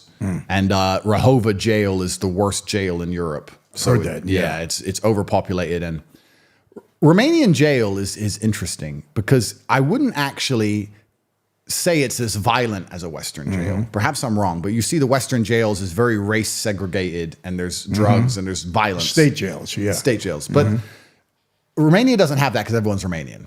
So there's not really a race problem. And they don't really have a problem with foreigners in general. And they know me and my brother inside out. So they know exactly who we are. And we're accepted as one of them. So that's not a problem. The problem with Romanian jail is two things. Is that one, there's a lot of mental illness because they don't have a segregation between mental illness and crime in poorer countries. The poorer a country is, the closer it is to your weird jail. They don't have time to deal with the other side of it all. It's very expensive and it's very complicated. It's just jail. It's just jail. Yeah. You did this, but you're mentally ill. I don't care. You did it, jail. Right. So you have a lot of mental illness, and then there's a lot of problem with just the general cleanliness. These jails were built in the communist era. They're infected with cockroaches. They've never been fumigated in any way. There's insects. There's bed bugs. It's filthy. This is the big problem with it, was the filth. If it wasn't so filthy, it wouldn't be so bad. But this was what bothered me the most, is finding cockroaches in your food and this kind of thing. But then if I had to choose, would I choose a more violent scenario to avoid the filth? I don't know. If you get stabbed, you're going to wish you didn't. I mean, I slept pretty good in there. People knew who I was, and people had a degree of respect. Were you segregated most of the time? Your own cell? Or? At the beginning, it was me and my brother. We were in separate cells with other people, but then eventually they put us in together because they tapped our cells. So they put us in together to try and find out and get us talking. And then it became a little bit easier. But I'm looking at 8 to 10 years, but maybe I'm nuts. Maybe I'm nuts. But in a world where everyone's chasing comfort and I'm chasing challenges, I really do think that would be it'll be a story. I mean, if I don't go to, I'm going to try my very best to not go to jail and I'm innocent. Fine, of course. And maybe this is cope. I'm just talking out loud so people can understand my thought process. If you were to ask me in 5 years from now, let's say I catch 3 years bid, or I don't. 5 years from now, what did you do? I flew around in private jets. I went to Italy. I went to Dubai. I drove my fast cars and blah, blah, blah, blah. If I go to jail, the story's different. Maybe I'm crazy. I don't know. Maybe I'm nuts. But the story's different, but I don't think you need to tell that one. and I'm not wishing for it to happen. Yeah. I'm just trying to explain to people who don't understand why I'm not afraid. Because I know that retrospectively, I won't regret it. At the time, I may suffer.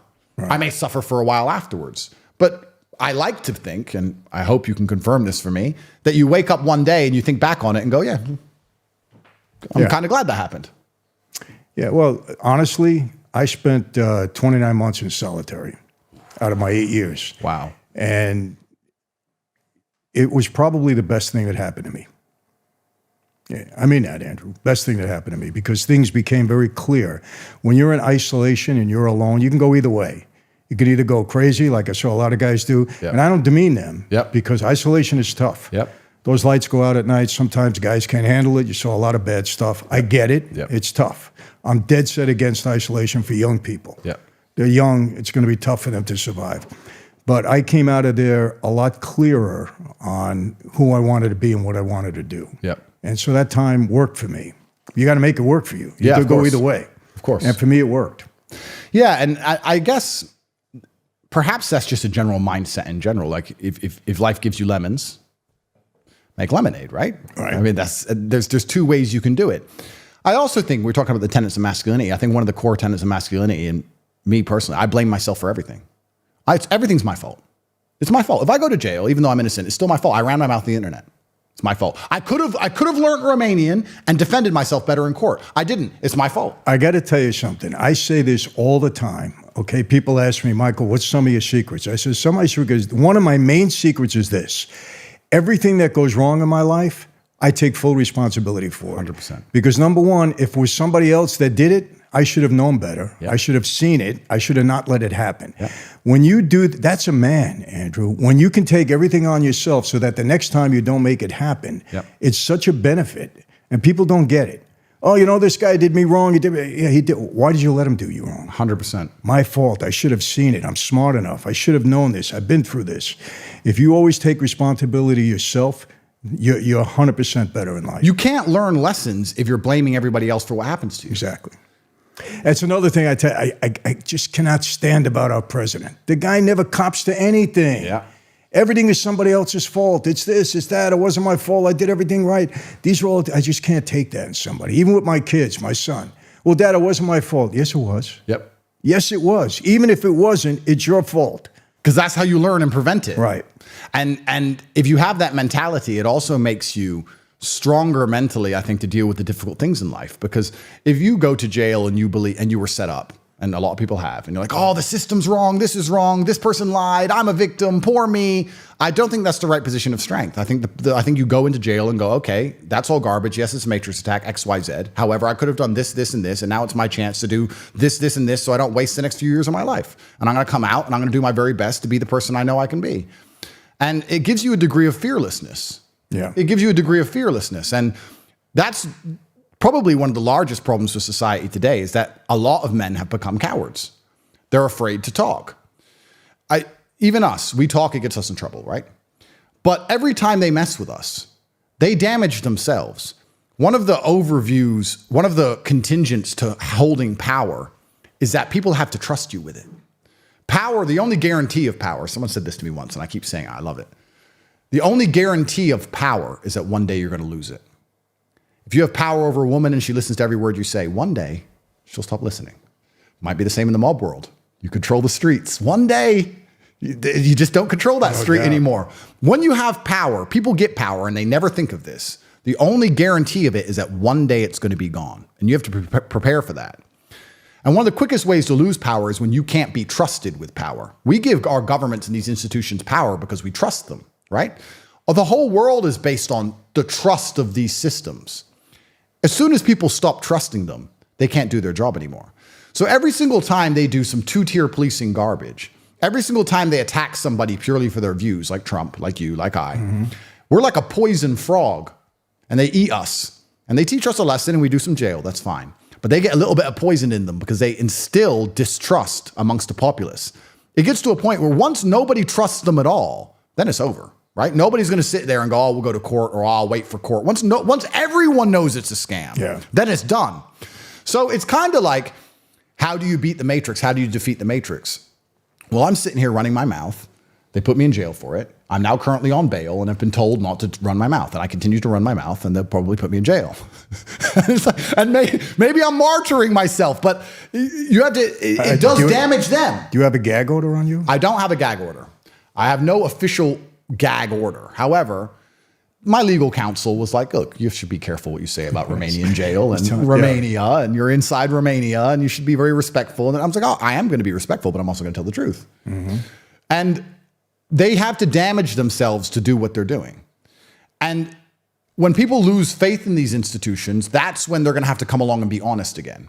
Because right now, they don't have to be honest at all, because there's still a huge percentage of the population. You probably heard this saying, and it's a saying that angers me a lot. Why don't you get a lawyer?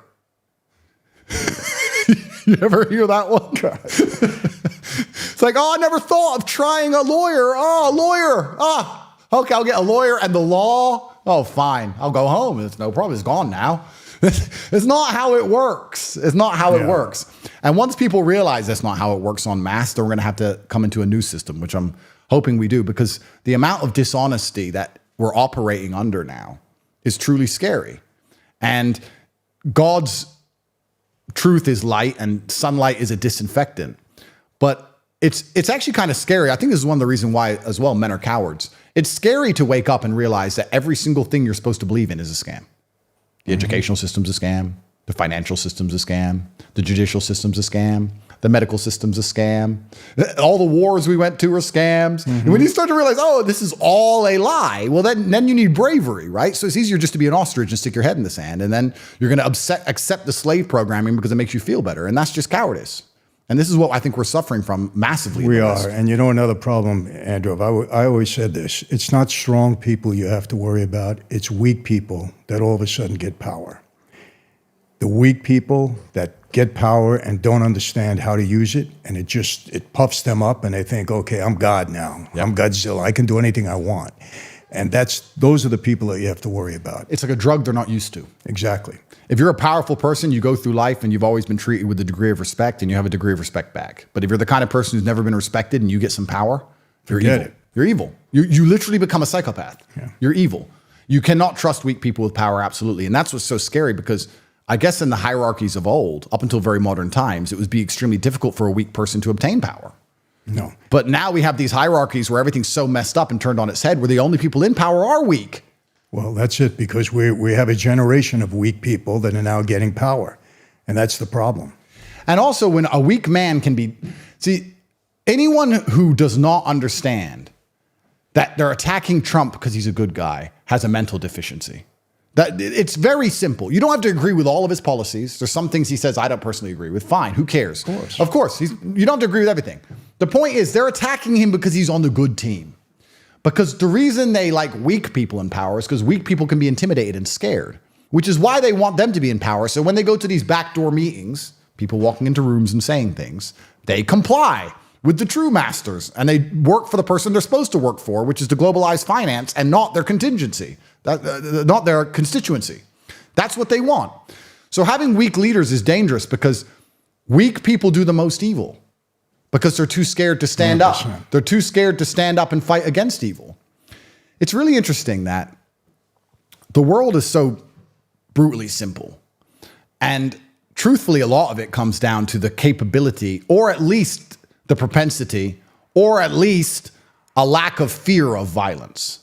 I was having a conversation with a girl, and she was saying that, men like wars, men go to wars. I was like, oh yeah, it's all men's fault. Men go to wars. Okay. You don't understand the world very much, but the world is war. Everything is war. And the reason you get to drive around in your little Mercedes and live in a peaceful society is because there's an underpinning of violence everywhere. Everyone understands that if they do certain things, it eventually will end up in a violent scenario. If you speed on the highway and they give you a ticket and you don't pay the ticket and they add more money and you don't pay it and they tell you to go to court and you don't go, and then they come and say, come to go to court, and you say no, they'll come to arrest you and you say, I don't want to be arrested. And then eventually violence. We have all this paperwork on top and we have all this nice facade, but when it gets down to it, it ends up in violence. It doesn't matter if it's the legal system or your life. I'm sure you try and talk to somebody and I don't want to get in trouble. Yeah, it all ends up in violence. This is the underpinning. And when you have men who are afraid of violence, then they're always going to have the opinion they're told to have. They'll say 2 + 2 is 5. And if you say it's 4, we're going to fight. If you're scared of a fight, well, then 2 + 2 is 5. And a fight doesn't mean win. It means fight. Fight means fight. Right. I can't win when the police raid my house. I mean, I could try and win and get in a shootout and die if that would be beneficial to me in any way. But I'm not scared of getting my ass kicked. Maybe that's the difference. Come, put me in jail then. And if you have enough people who aren't scared of even just losing a fight, you can win the fight. But we have so many people who are scared of fighting at all. The number of people who were saying COVID, yeah, I know it's a scam, but why is there a but? You know that's it. You know it's a scam. That's the beginning and end to me. And I was perhaps, now I think back, I was perhaps too risky during that period because I was nuts from day one before we even knew it was a scam. I was ready. If it was real, I'd be dead. I'd be the first guy to have died. Number one, I got on a plane here in an empty airport on an empty plane, the last plane out of Romania, and flew to Sweden, which was wide open. They never closed nothing. And I'm running around Swedish nightclubs with champagne like an idiot. So if it was real, I'd be dead on the ground. I'd be the first dead guy. Luckily, it turned out to be a scam, so I looked like a genius. So perhaps I was too brave. Perhaps I should have waited a while. But for 3 years, they got away with that because a bunch of people were like, yeah, but I don't want to lose my job, or I don't want to get in trouble, or what if the police knock on my door, or what if? Let them. Let them show their hypocrisy. If enough of you stand up and make them, they can't arrest everybody. They can't do it to everybody. There has to come a point in society where you sit and say, we know this is garbage. And this is what's actually most scary about America now, because I think America this year is going to be telling it's going to go down in history as a pivotal point in America, in the empire of America, because empires rise and empires fall. They brutalized the January 6ers. They got wrecked in courts. They brutalized them. There's people in jail now. They haven't even been charged yet. Oh, yeah. You're a They've grandma. been sitting in there for 3 years. Yep, you're a grandma, and you turn up with a flag at your own Capitol building. You don't even go inside. And you don't even hear about it because the news won't report it. The news won't report There's it. people in jail there that haven't even been charged with a crime for 3 years. Correct. They've been brutalized. Did nothing. Did nothing. And they're showing, if you try and complain when we rig an election, this is what's going to happen to you. Well, that to me shows intent to rig elections. Perhaps I'm crazy. That's a pretty logical explanation, pretty logical conclusion. And we're getting there now. And they're trying everything they can do. So what happens? This is what's going to be interesting. This is going to go down in future when they discuss societal reactions, right? Everybody knows if they rig this election. Everybody knows if Trump doesn't win, it's rigged. They also know if you go on the street, you're in trouble. Are you going to do it? Or are you going to let them have it? They're going to let them have it. And that's the end of the American empire. That's right. And this is it. The cowardice is all they need. They've done their bit. They've shown their lesson. And there's not enough people who say, fuck it, lock me up. You can't lock us all up. You can't lock up 1 million of us. People are too scared. So they're going to go away. They're going to get it. And then you know what you're going to see? Now, this is going to break my heart. You're going to see a whole bunch of tough talk on Twitter. From bunch of words. See a bunch of Republicans. I'm going to go to the House and I'm going to make this bill and we're going to investigate. And then nothing happens. Blah, blah, blah. Blah, blah, blah, blah, blah. Nothing happens. Yeah, we remember this whole impeachment of Biden? Oh, yeah. All of a sudden, you don't hear. Last 6 weeks, I've had 3 racketeering cases. 3. 2 federal, 1 state. The evidence that's been brought about already on both Bidens, him and his son, that's a racketeering indictment without a doubt. 100%. Without a doubt. There isn't even a doubt. Yep. Now, whether he gets convicted or not, that's all. I always believe you're innocent until proven guilty. You get your day in court. Yep. But can he be indicted? 1,000%. It's not even a close call. Of course. You got suspicious bank records. You got $20 million going into his family's accounts. Yep. What product did they sell? Yep. What service did they provide? Nothing. It was influence peddling. Yep. 100%. This guy's a traitor. Yep. He's treasonous. He's a traitor, and he's the president of my country. And this is what's getting me. And people don't see it. They don't see it. 47 years, this guy's been living off the taxpayer money. Never had a job in his life. Yep. Wealthy guy, robbing from everybody, which, okay, you want to rob money? Go ahead. Rob money. Yep. Do what you got to do. But now get out of here. Yep. You're destroying our country. You're destroying the whole world. Yep. This world is in chaos because of our president. Yep. There would be no wars. If Trump was there would be no wars. We wouldn't have a problem in the Middle East. We'd have a problem anywhere. I guarantee it. Well, this is the thing, because Trump, people respect. And this also ties back. It's kind of amazing how you can tie anything from a governmental level just to the basics of life. I didn't have to fight in jail because they knew I could fight. Done. Exactly. Just you. 100%. You just said it. Trump, no one wants to smoke. No. Biden's weak. So that's why the world's a mess. DeSantis in Florida, they're having trouble with colleges all over the country. He said, very simple, we're not going to have it here. You do that, you're going to jail. Yep. End of it. Fixed it. That's it. Done. Yep. This doesn't take years. It doesn't take any amount of brilliance. Just fix it. Done. Fast. And this is the problem with cowardice and with weakness. And it's kind of interesting because I study the rise and fall of empires, and no empire lasts forever. And before the American Empire was the British Empire, and before that was the Dutch Empire, and they all kind of end the same way. Yeah. The Roman Empire is one that everyone studied and understands. And you look at the fall of the Roman Empire, and it's not that complicated. The population became decadent. The men didn't want to fight anymore.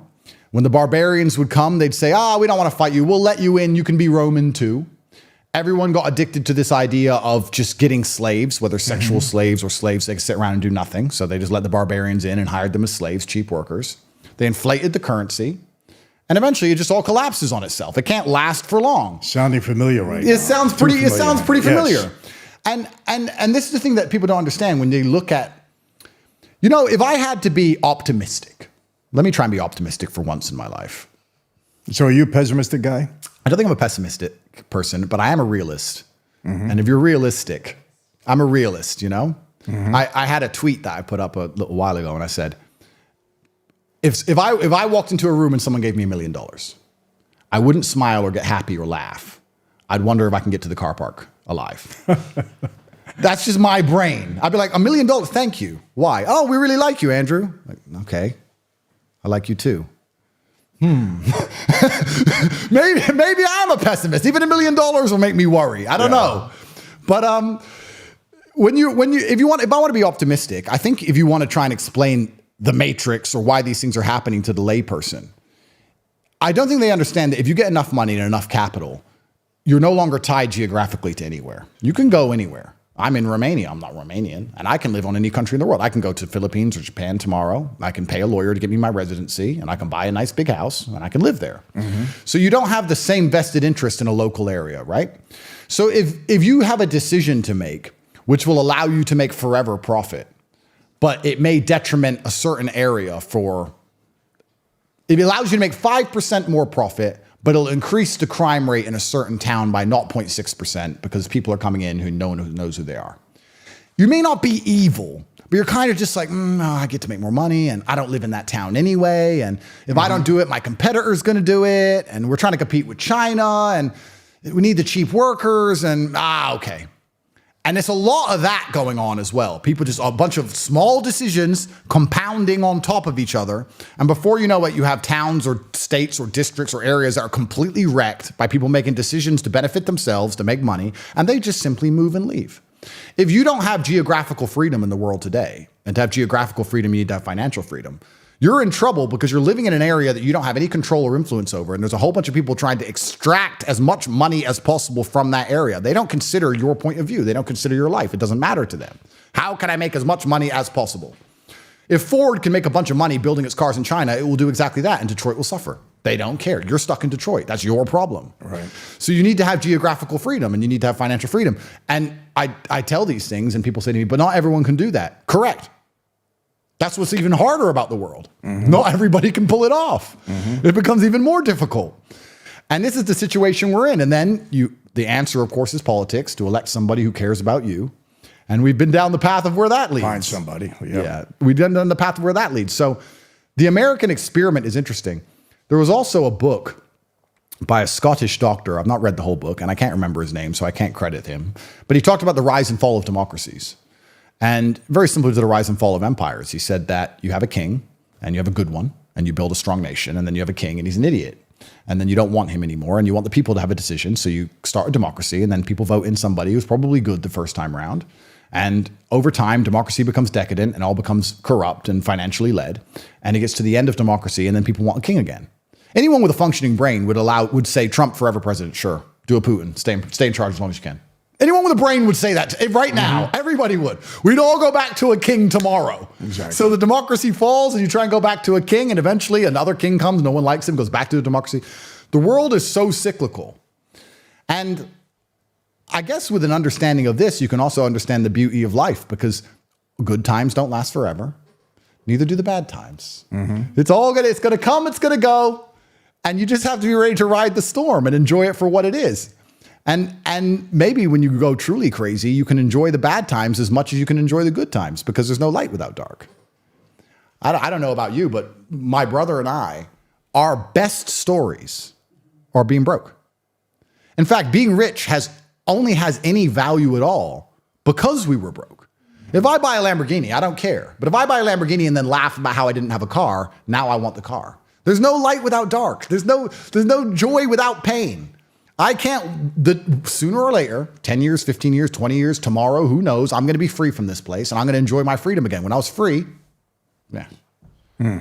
that's the beauty of life, isn't it? Yeah, no, you're right. And I think with that understanding, you no longer fear the bad things. And then when you don't fear bad things, you can find something to stand up for and something to believe in. And if men would do that, it would fix a lot of the problems. I blame all of society's problems on men. I'm a misogynist, but I blame the men, personally. Call me a misogynist, but I think it's all the men's fault, because the men are the protectors, and you're supposed to protect a society and prevent this shit from happening by hook or by crook. So I was in Moldova which is a country next door to here. They have an interesting history. They were a communist state, and then the USSR fell. And it's a small country, and they had a war in 1992 or something, a small war, trying to decide if they wanted to be more Romanian influenced or more Russian influenced. Nobody talks about this war, but they speak Russian and Romanian. They're kind of stuck between the two countries, but it's a very poor nation, Moldova. And I was there 5 or 6 years ago. And my brother and I were there, and we're in a nightclub, and we're having fun, we're partying, whatever. What I was doing in there, I don't even know. I think back, it was very immature, very silly of me. How old were you? 32, 31. So I'm not even that young. I was old enough to know better. It's a dangerous place. And we're there and we're partying and whatever. And we had these 3 or 4 girls we met, and we left the club with them, and we were walking down the street. And then these 10 Russian guys started screaming in Russian at the girls. And we're like, what are they saying? And the girls started running their mouths back in Russian. And me and Tristan are standing there saying, what's going on? The guys start walking towards us. Me and T look at each other like, okay, we're in a bit of trouble here. We're going. Yeah. And the guy comes up and he goes, you come for bang bang? You come for bang bang? I'm like, what? And throws a punch and smacks Tristan clean in the face. And then the other guy goes to punch me. I move, I grab him by the jacket. And I'm holding this one guy, and the other 9 are running over. And Tristan wobbles, but he's okay. And I pushed him back, and we both ran off in the other direction. We were outnumbered 15-1, maybe 15-2. It was crazy. The girls started screaming, whatever. We only backed up. We didn't run far. We ran like 5 or 6 meters, and we stood there now, and we're facing all 15 of these men. And my brother, who must be insane, says, girls? He still wants the girls. And the girls walk over, and these guys are all talking in Russian and arguing with us, whatever. The girls come, we go get in the taxi. That was the end of the whole story. And I said to the girls in the taxi, like, what was that about? What happened? And she's like, oh, they were screaming in Russian. They were calling us names. They were saying we're sluts and we're whores. And I was like, why? Because we're with foreign men, and they say that that we're only with you because you're rich, and you only came here for beautiful women. And me and Tristan were like, the thing is, the point I'm trying to make is, I actually, as crazy as it sounds, although they just hit my brother, hit me, I understood them. I know that sounds nuts, but the nationalistic view of them was, there's no reason for American men to be here, and those women like his money. So why is this even happening? I earn $200 a month. No. Now, that's too extreme. That's why Moldova is a poor country. That's why foreigners can't go there. Fine. That's too extreme. But the point I'm trying to make, the meta point is, the masculine imperative inside of them thought, this is bad for society. This is my country. What is going on here? They're chasing his money. He wants the beautiful women. What is this going on? Why is this happening here? What is all of this? They were drunk, they were angry, and something happened. We don't want that, of course. Right. That's not the point I'm making. The point I'm making is that the general masculine theme is protection and protectiveness. But you can't be protective anymore. Because if you are protective, they hit you with a weaponized virtue. If you're protective of your children, you're homophobic. If you're protective of your nation, you're racist. If you're protective of your religion, I don't even know what they're going to call you. There must be some ism for that. If you try and do anything, if you love anything, you're hateful. This is the psyop. And people are scared of being called hateful all the time. They're scared of it. I think one of the reasons they're so angry with me is because I lean into it. They're like, you're a misogynist. Yep. I'm done arguing with these clowns because they refuse to listen to reason. And anyone with a brain knows the truth, and anyone who's stupid is going to believe what they say anyway. I'm like, yeah, I'm the worst misogynist in the world. I'm a terrible person. Next. Well, let me ask you a question. You got a legion of young men that are following you now, and you're teaching them basically how to be men. Yeah. Right? You think this is what they're after you for? I think that's primarily why they're after me, yes. I think that's what they're afraid of. I would argue that if I was in charge of a government, my number one concern would be psyoping the masculine youth, because that's the revolution. If women get angry, that's fine. But it's eventually going to come down to men being angry because the world comes down to violence. So they have to try very hard to psyop the masculine youth to, one, not cause a revolution, and two, the masculine youth have the worst life. I would argue that young men today have a worse life than even young women, and they have all of their own problems. I'm not saying their problems don't exist. But for the average young man today, women expect him to be a millionaire at 20, which he isn't. Nobody gives a shit about his opinion at all. He can kill himself, nobody cares. He isn't born with any innate value because he's not beautiful like a woman is. So he has to build himself from the ground up. He has no teachers in any way. No one really to teach him. There's people like us on the internet, fine, but everyone around him is going to convince him that we're bad people. Everything he's being told in regards to his natural feelings, his natural instincts and inclinations, he's being told makes him a bad person, makes him toxic for feeling like a man in any way. It's very hard to be a young man today, and they feel disenfranchised with the system.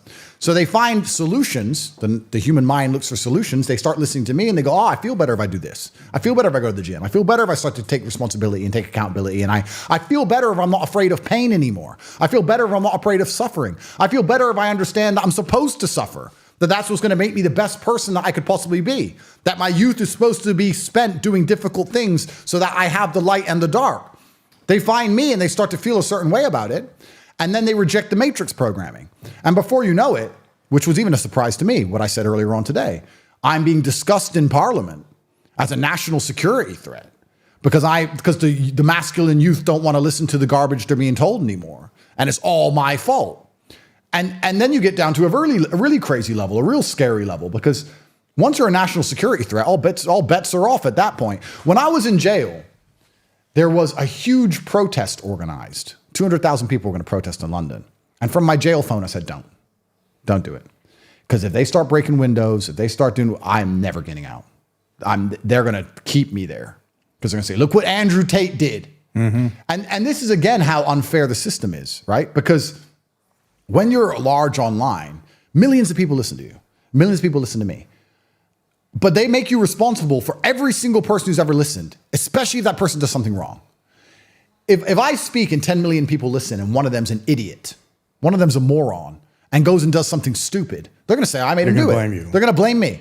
Now, if I listen to a Taylor Swift CD and then kill myself, they're not going to say Taylor Swift made me kill myself. No, of course, because she's on their team. Right. But if you're not on their team, you're responsible for everything bad that's ever happened with your name even remotely connotated. I've had people tweet at me saying, we found this guy and he killed his girlfriend and he followed you on Twitter. I'm like, 9.1 million people follow me on Twitter and I don't know who they are. What does that have to do with me? Am I responsible now? And they want you to self-censor. They want you to be so afraid of this attack that you don't say anything which could ever possibly be misconstrued. The truth is about speech and human language is that everything can be misconstrued. Drink water. It's good for you. If you don't, you'll die. Drink too much, you drown. If I say drink water and someone drowns, it's my fault. I'm a bad person. Mm-hmm. You can't win this game. Right. You can't win this game. And this is how they attack. And I think that a lot of my worldviews, a lot of my... I do think that the human mind finds cope. I do think the human mind adopts a framework which allows them to exist inside of their reality most comfortably. But a lot of my frameworks and a lot of the reason I come to the conclusions I come to when I say life is constant and endless wars, because I believe there's nothing I can do that's going to make any of these people happy besides die or shut up. And then you have to make a decision if you're going to do that. Is there anything they could do to make you shut up? No, and you've reached that point now where there's nothing you could do that's going to change anybody at this point. Nothing. And even if they were to come to you right now, I mean, I don't know how they could possibly try. If they were to come to you and say, Michael, please keep doing your podcast, but don't talk about the presidency, is there anything they could do that would make you shut up? Andrew, I'll tell you, 6 years ago, I wrote a book. It was a business book. I owed my publisher another book. Book did well. Yeah. So I go there. They say, we want you to do a political book. I said, okay. He said, what are you going to call it? I said, it's just like this. What are you going to call it? I didn't even think. I said, Mafia Democracy. What do you mean? I said, our government is a mafia now. Gee. You guys cleaned it up off the street. Now they're in Washington. 100%. Okay, great. They give me a big advance. I go home. I start writing a book. I get into like 4 chapters, 5 chapters. I turn to my wife. I say, why am I doing this? They're not bothering me. They're leaving me alone. I says, this is real stuff. People are going to get upset with me. I went back to my publisher. I gave him back the advance. I said, not doing this, right? Cut to 2 years ago. I said, I have a responsibility to do this. I can't shut up. I see what these people are doing. Yeah. They're liars. They're thieves. They're hypocrites. I can't do it. I go and write the book. I call it Mafia Democracy. Andrew, lay everything out exactly how I could see in a second exactly what they did. It's all about money and power. Yeah. I see what they're doing, right? I write the book. Book's a huge success. People coming, now we see it. Now we get it. Now we understand what they're doing. And I'm going right down the middle. Democrat, Republican. This is the system that we've created now. Yep. You got a bunch of weak people in office that are bleeding you dry. Yep. You know, Man, people don't understand. They're raising taxes. What do you mean raising taxes? Everything we do is taxed. Right. Everything, from the clothes we wear to the food we eat to the car we drive to the insurance we get to our health, everything is taxed. Yep. Don't you understand this? They raise it. All they do is tax us. But this is the system now. But they don't live the same way. These people are wealthy. They don't know that you're going to the grocery store and paying 20, 30, 40, 50% more because they don't do that. And they don't care. And they don't care about you.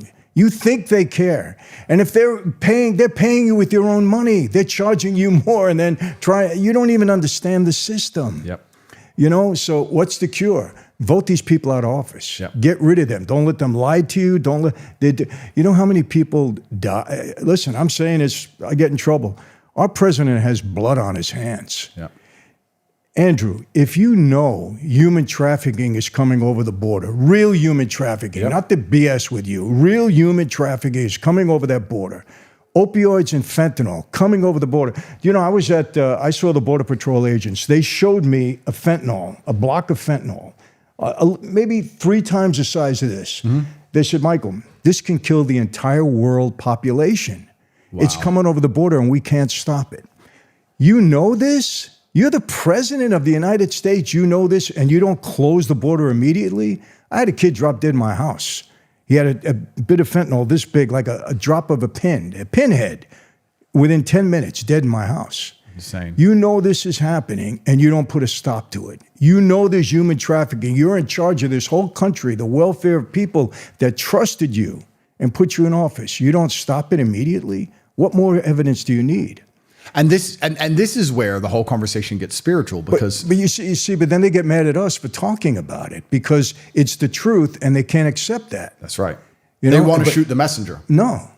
Yeah. You know, but how do you just sit there and say, well, you know what, my life is good, I'm just going to keep quiet? I can't do it. Because you'd have to be soulless to do it. I can't do it. And this is where the whole conversation gets spiritual, because when I say the people in charge are demonic, they're 100% demonic. They worship Satan, whether 100%. they admit it or recognize it or not. They do. It's absolutely demonic. And people say, "Oh, you're crazy. What do you mean about a bunch of Satan worshipers?" The scenario you just described could only be accepted by a Satan worshiper, someone who has no concern for anything but themselves. And if you look at the Satanic Church, a lot of it is down to just absolute selfishness. The Satanic Church will teach you all that matters is you and how you feel. Exactly. And no, you don't have to care about anyone else. If it makes you happy, that's fine, which is, we can tie back to our earlier conversation about hedonism and people being obsessed and self-obsessed. This is why they push certain things they push.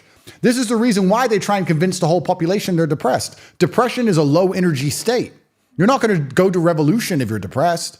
If you're depressed, you're obsessed only with how you feel. You're self-obsessed now. You're a depressed person. You don't want to go outside. You don't want to do anything. You don't care about the world. Right. You only care about you. You're worshiping Satan if you're going to sit there depressed.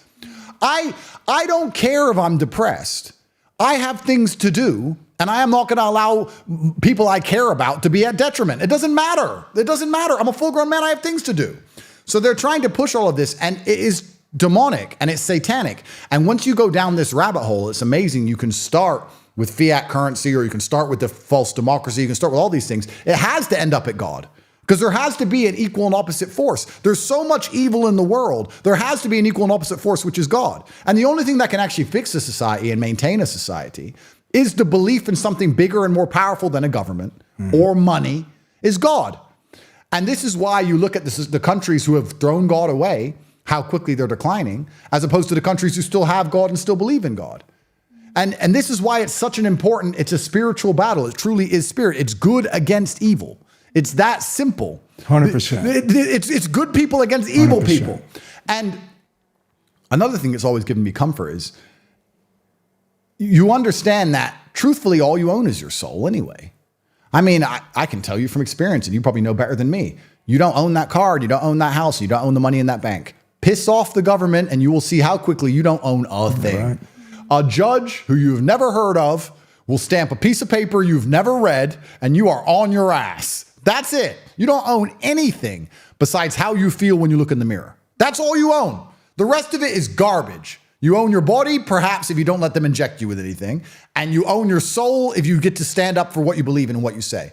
I get to look in the mirror and go, yeah, maybe I got myself in trouble, but I meant what I said. I meant every word I have ever said. Even if now I retrospectively disagree with some of the things I've said because I've grown as a person. At the time I meant it, and I meant what I said, and I said it. It is what it is.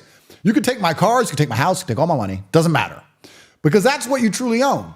They have people so obsessed with this idea of owning this garbage they don't own anyway. And that's the thing, because that's how they force you to comply, right? If you tell too much truth on Twitter, you lose your job. You lose your job, you lose your mortgage. Can't pay the house. You lose everything, right? So they have people self-obsessed with all of these unimportant things that they don't even own. Yeah, you're right. And this is where spirituality is so important. I find it heartbreaking that America, which is supposed to be the largest and most powerful Christian country, Christian, right? You will get more respect for George Floyd than Jesus Christ. I find it heartbreaking that you can mock Jesus in the open. Yeah. I find it, yeah, free speech, blah, blah, blah. There's free speech, but no, I don't think you should be walking around insulting the God of the country you live in. You can't do that in an Islamic country. You can't do that in nearly any religion's country. Only in these first world Christian nations are they going to allow their prophets to be mocked and say, no, oops. They'll put up satanic statues in churches. Yeah, they did that's this. fine. And the guy, a Christian, destroyed the statue. He got charged. Yeah. He got charged. Andrew, it's happening every day in America. You could tell you, God forbid you say something against a transsexual. Oh forget yeah. it. That's the real religion. Absolutely. But talk about Jesus, talk about God, nobody cares. That's right. The real religion is LGBT. You can't destroy that flag. Can't destroy it. You can't talk bad about that. That's become a religion. You're right. It is. They make it sacred. Absolutely. You have your priests and priestesses. You have your religious doctrine, and they're trying to convince everybody to join. You know, I don't know why anybody thinks this is controversial, and I'm sure this is going to get me canceled for the 58th time, but luckily I do not care anymore, so do it. When they say the gays are after your kids, no, we're not. Of course they are, because they can't have their own. Mm-hmm. So how do they have a future of a movement unless they get your kids? They need you as a straight man to dedicate his life to a woman, to have children, to raise those children, to pay for those children, to protect those children, to provide for those children, to be responsible for those children all those years so that they can come along and psyop those kids into ending your genetic bloodline and doing whatever they want. They want your kids. Of course they do. There's no other kids to take. Of course they want your kids. And the reason they try and get the kids is because their ideology is such bullshit that they have to go after the young, impressionable minds. They can't go after a 30-year-old who's lived in a normal world. No, they have to go after a child. Yeah. And you're not allowed to, once again, tell your children to not adhere to these things. No, you're not allowed. That's in trouble. That's a crime. They're going to send your kid to a school, which is effectively an indoctrination camp now, and they're going to indoctrinate them with this garbage. I saw a video on YouTube, and it was a dad trying to argue with his two daughters about LGBT rights or something, what they learned in school, and he was trying to fix them. Mm-hmm. And I guess he thought the video was a wholesome video because he was fixing their minds and, look, this is what we have to do. Da-da.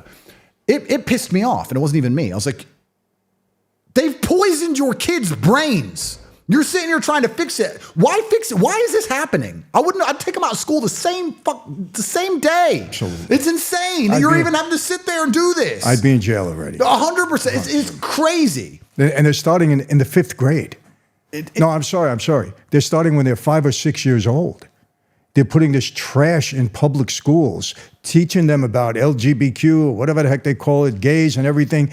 And they're even talking about sex when the kids are 5 years old. That's right. That's 5 years old. I can't, Andrew, it drives me crazy. I mean, I've seen a lot of garbage on the street, but I've never seen anything like this. This is more demonic. This is demonic. And this is more evil than anything you see on the street. On the street, there's a guy involved in some business. He's involved with bad guys. He's a bad guy. Something happens, whatever. Children trying to learn about math. It's truly demonic. The agenda is completely demonic and satanic. And it's anti-human. The reason they push this LGBT stuff so hard is because it's anti-human. It will reduce the population. People won't have kids. Mm-hmm. It'll divide the genders further. It will attack masculinity. It ticks a lot of boxes for them. What they want is they want machines in charge of everything. They want AI to come along. They want robots in charge. They want a slave class of people below the robots, and they want to tell the robots what to do. Things are bad enough now. Imagine when the police force is robotic. Yeah. Now, what are you going to do then? Terminator, Skynet. It's coming. It's coming. It's going to be over for humanity. We're in a large last period where people can stand up and say, we will not accept. And they're still sitting there going, maybe it'll be okay. It's not going to be okay if you don't do anything about it. It's funny because you talk about God. One of the guys I live with is a very devout Christian. We talk about, which you once were, right? well, I was an atheist. Okay. And then I educated myself. And then I was a Christian for a while. But I think I reverted to that because I was raised Christian. So I was like, I believe in God again, so I'm a Christian. And then I read the Bible, and then I read the Quran. And then I found an affinity with Islam. And it's a very interesting conversation because in a lot of ways, they're a lot more similar than people realize. They're actually very similar. But I don't feel qualified to discuss Islam like that because it's a very complicated religion, and I'm a revert. I'm only 2 years in, and I'm learning. But one of the guys who lives with me is a devout Christian, and we often have these conversations, and we talk about these things. And your brother's a Christian. My brother's a Christian, that's right. And he says, when we talk about these things, he goes, Jesus is coming back. It's fine. Jesus is coming back. So I'm like, but Christian nations need to stand up for themselves, and you need to do something, you need to fight. And he goes, but Jesus is coming back. And I said, I don't prescribe to that particular mentality. And it reminds me of a story from my dad. Well, let me ask you a question. When you say you don't prescribe to that mentality, do you not believe Jesus is coming back, or you just don't believe in that mentality you just described? I do believe, let's say I believe Jesus was coming back. That wouldn't mean I don't take action. That wouldn't mean I just wait. I agree with that. I don't agree with it's going to be fine, it'll be fixed by Jesus. No. I'll give you a quick example. My father was a world-class chess player. He was a professional chess player. I used to go with him to chess tournaments. We were at a chess tournament. I think we were in Chicago, Illinois, and I must have been about 8 years old. And Azerbaijani grandmaster turned up, and he looked visibly shaken. And he's from Azerbaijan, so he was not used to driving on ice. And he came in, and he looked visibly shaken, and my dad and his friends were standing there, all the chess players, and he said, "What's the matter?" And he goes, "God just saved my life. God just saved my life." And we're like, "What happened?" He said, "I was driving on the bridge and I lost control on the ice, and I was heading towards the edge of the bridge, and the car wasn't responding, and I just closed my eyes and I prayed to God, and I opened my eyes and I stopped just before I went off the bridge. I broke the barrier. I nearly went off the bridge. God saved my life. God saved my life." And I remember my dad said, "Maybe God saved your life, but I wouldn't have taken my hand off the wheel." And that was his mentality. And I remember him saying, I was only 8. I remember him saying that and walking off. And I talked to him about it on the way home. What does that mean? He goes, "Well, God has a plan. That's great, but I'm going to do my very best while I'm here. And God will allow me to either succeed or he won't." So we could sit here and say, Jesus is coming back to save Christian nations. Yeah, perhaps. Perhaps you should stop letting yourself get punked all day and stand up and do something. Perhaps. I don't know. Maybe I'm wrong. But it truly breaks my heart when these things are happening. Well, no, you're right, because faith without works is it's meaningless. But let me ask you, very interesting, because you said you believe Jesus is coming back, and yet you're Islam. So does Islam. They do? Yeah. So they believe that Jesus is the Son of God? Yeah. Okay. They believe he was a messenger. They don't believe he's the Son of God? I don't want to say anything incorrect, because if I say anything incorrect, the Muslim world jumps all over me. But they do believe he was a messenger. They believe he was a prophet. Along with Muhammad and along with Moses. They believe in a lot of the same things. I guess the very simplistic way to understand or explain Islam is they believe in the Bible. They believe in all of it. They just wrote one more book afterwards by one more messenger, Muhammad, peace be upon him. And in his book, he said, Christians are right. Everything's right. But there's also this part. That's the very simplistic view of it. I don't think the problem is Islam versus Christian. I don't think the problem is God versus God. I think the main problem with the world today is godless versus believers. I think if you have somebody who believes in God, all the religions have a basic tenet of look after your family, do the right thing. God is watching. There is sin. There are some things more important than money. You know, like in Islam, we don't have usury, for example. There's no interest allowed. It says in the Quran, if you have a society based on interest and based on debt and based on banking, you're going to be controlled by evil. It says in the Quran in the 14th century. So like there's you have spiritual beliefs. And if you don't have any spiritual belief, you're only going to worship money. There's nowhere else to go, right? And if you worship money, you're corruptible. So I think that people who are spiritual as opposed to people who are atheistic is the main problem, because the atheists aren't even atheistic. They worship LGBT, money, government, feminism, abortion, whatever insanity. They have their religions. They're just evil. So there's no such thing as an atheist anyway. They just have completely insane religions. Right. I believe that people who believe in God versus people who don't is the main problem. I think a lot of the confusion, though, about Islam is a lot of the problems in the Western world are from migrants, perhaps, or from people who are from Islamic countries. So people have a problem with Islam, which I can understand. But I would argue that the problem there is not Islam. The problem is third worlders versus first worlders. Some of the first world Islamic nations are the most beautiful places on earth. Bahrain, Kuwait, Dubai, United Arab Emirates. These are gorgeous places with no crime. And you're going to see with no tax. And the tallest buildings in the world, perfect roads, 0% tax rate. No tax. Yeah, no tax. Explain that, government. And they built these beautiful places and everyone's safe and society functions and everything's gorgeous. Obviously, you have third world Islamic nations with problems. You can go to Africa and find third world Christian nations. Yeah, absolutely. And you will see how they treat women. People say, oh, Islam's bad to women. We'll see how they treat women in Africa and Christian nations. You're right. It's third world versus first world. Let me ask you, is there a reason you were drawn more to Islam than Christianity?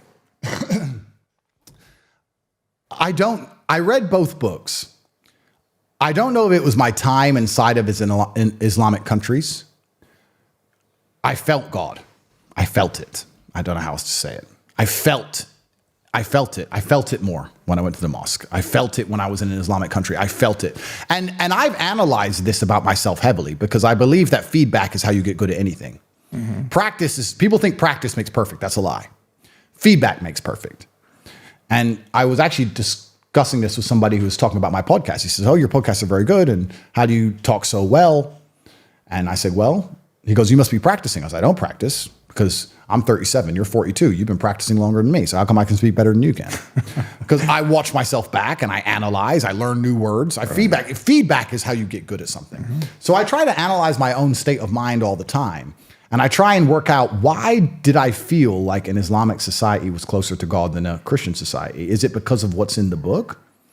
Or is it because of the society I'm in? Is it because of the society? Maybe. And I'm just being perfectly brutally honest here. Maybe when I look at a religion, I say, well, if a religion, what's the primary goal of a religion? Is it to save souls? Yes. But also, wouldn't you argue the primary goal of religion is to preserve a society to a degree? If Islam can preserve Islamic societies, if women are women, if men are men, if even in war zones, even you can look at the worst countries on the planet today, they're Islamic countries, if they're still all praying, they're still all with their wives, they're still all feeding. God is the only thing they've got. They don't have anything else. They're not afraid to die for what they believe in. God is all they've got left. You know what's interesting? Someone said to me, they said, imagine when you look at movies and you see a post-apocalyptic Christian country, like, something's happened. You see riots, you see looting, you see all these things, right? He goes, there's a bunch of Islamic countries right now that are already post-apocalyptic. You don't see any of that because they believe in God. Maybe it's that. Maybe it's just I felt it hold society together. And I'm not going to sit here and argue that I'm right. I'm not going to argue against Christianity at all. I respect Christianity. I was raised Christian. I have absolute respect for Christians. My brother's a Christian. I'm not going to sit and say that I'm right and anyone else is wrong. I'm just saying perhaps it's as simple as if I send my children to school in Dubai, 99% of the problems we've talked about, I don't have to worry about anymore. Maybe it's that simple. It's like, okay, boom. Let me tell you the one thing that separates Christianity that's scary to everything else on earth, in my view. If Christians are right, and the only way to get to heaven, which I know you believe in, we believe in heaven and hell, is through Jesus Christ, then every other religion could be good. There's no question about that. But the separation is that if you don't believe Jesus is the Son of God, that's right, then you don't get to heaven. That's right. And that's scary. Yeah. And when I was in the hole, I kind of challenged God at that moment, because my wife was Christian, my mother-in-law Christian. They were telling me, and I didn't have time for that. But now I'm getting in there, and you know what I developed, Andrew? I developed a healthy fear of hell. Yep. You're in the hole. If this is it, if this is the rest of eternity like this, only a million times worse, and even if it isn't worse, this is it. Yeah. I'm here alone by myself, separated from everyone I love, and this is it. Eternal nothing. I said, I need to find out what's true. And at that point in time, I had my Bible in there. I had my wife send me every book you can imagine. Christian faith, Hindu, Muslim, everything. I was reading everything. And for me, the separation was, okay, all of this makes sense. But if Jesus is the only way to heaven and I reject that, then no matter how good I am, no matter what else I do, I'm going nowhere. This is going to be eternity for me. That's right. So this is the separation. And I think people have to make that choice. It's a super interesting conversation, and I can't wait. I'd love for us to do a podcast in a couple more years when I've read them both a couple more times. And I know I have more to learn. This is on one subject where I'm 100% a student. But remember this, the only thing I want to tell you, I'm sure your brother told you this. Oh, yeah, every day. Everything could be right. 100%. Million good people. The countries are good. Everything. And you know what? You know, you're more safe in a country. The United States is not safe anymore. Yeah. There's a lot of Christians there. A lot of people that profess to be Christians but really aren't Christians. Because you can say you're a Christian, but if you're living in a pattern of sin, if you're not living like a Christian, you're not a Christian. Doesn't matter. But that's the one separation. I understand. And that's important, and that's something you really need to figure out and think about, because if he is the only way to heaven, no matter how good you are, no matter how great the country is, doesn't matter. How religious is the mob? How what? How religious is the mob? You know, the funny thing, guys used to go to church. I mean, I grew up a Catholic from kindergarten right through high school. I was an altar boy the whole bit. But for me, Catholicism was like a subject in school. You know, a lot of rules, a lot of regulations. You're going to hell. You don't do this. It was like, okay, I got it. Okay, but don't bother me with it right now, you know. But yet you see guys that, you know, maybe last night they had to kill somebody, and then on Ash Wednesday they got ashes on their head. I always thought that was kind of ironic, but you saw a lot of that. You know, did they truly believe? Yeah. They believed in God, yeah. They believed in God, no question about it. But did they act that way? No. How did they reconcile that? How did they put the two together? I'll tell you how we reconcile it. You know, Halloween night, 1975, I take a blood oath, you know, and I devote my life to the mafia, Cosa Nostra. And when you take that oath, you say this: no matter what, this comes first before anything else in my life. If your mother is sick and dying, you're at her bedside, we call you, you got to leave your mother and go there. That's the commitment you're making, right? Okay. So you're told straight out, you make a mistake, we have policy in that life. You never mess with anybody's wife, daughter, sister, mother. Death. You sell drugs right now, you're going to die. During my era, you weren't allowed to deal with drugs. It was a great rule. Couldn't do it, all right? Were guys doing it on the side, sneaking around? Yeah, but you couldn't do it, right? And they tell you straight out, you break a rule, your best friend may walk you into a room and you don't walk out again because you can't violate the rules. Okay, so that's what you live by, and you get it. So that you justify certain things. Well, this guy broke the rule. I'll tell you what happened to me one night, Andrew. In that life, you're always going to be put on a spot at some point in time. So there was, without getting into the whole story, because I've said it so many times, I was walked into a room one night, didn't know if I was going to walk out again. Was I scared? You bet, because I knew the experience. I was a captain at that point. I was scared. People said, why didn't you cut and run? It was robotic at that point. Hey, if this is it, you know? Gonna die, I'm gonna die. I had to walk down the stairs into a basement apartment. When that door opened, I knew the setup. I said, this might be my last breath. I don't know how I didn't faint. I'm gonna be honest with you. And I'm not a scary guy. I could live up to things. But anyway, I'm here. It worked out.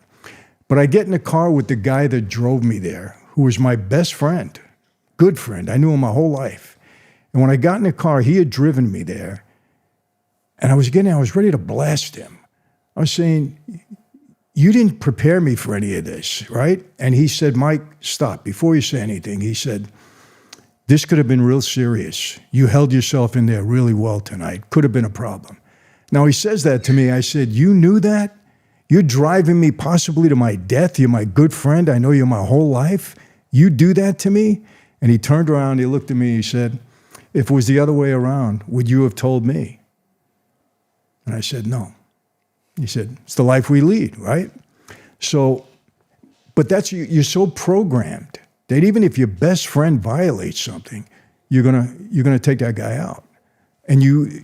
But you justify it. Well, he knew the rules, shouldn't have broke the rules. I knew the rules, tried to get away with it, didn't get away with it. The problem is there's a lot of treachery in that life. People die for other reasons, politics, the whole bit. You know, a lot of stuff happens. But you know, you justify what you're doing. So even if you're a Catholic, okay, well, listen, we both played by the rules. This guy knew it, that guy, so what I did wasn't bad.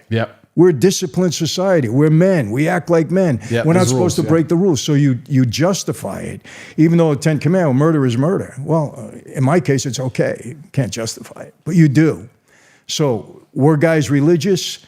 I mean, they still could have killed somebody and still believe they were religious because he broke the rule. Yeah, it's interesting. I know exactly what you're saying. I know exactly what you're talking about. I have some questions. I don't know if you can answer them. Sure. But I want to ask. What did you do with all that money?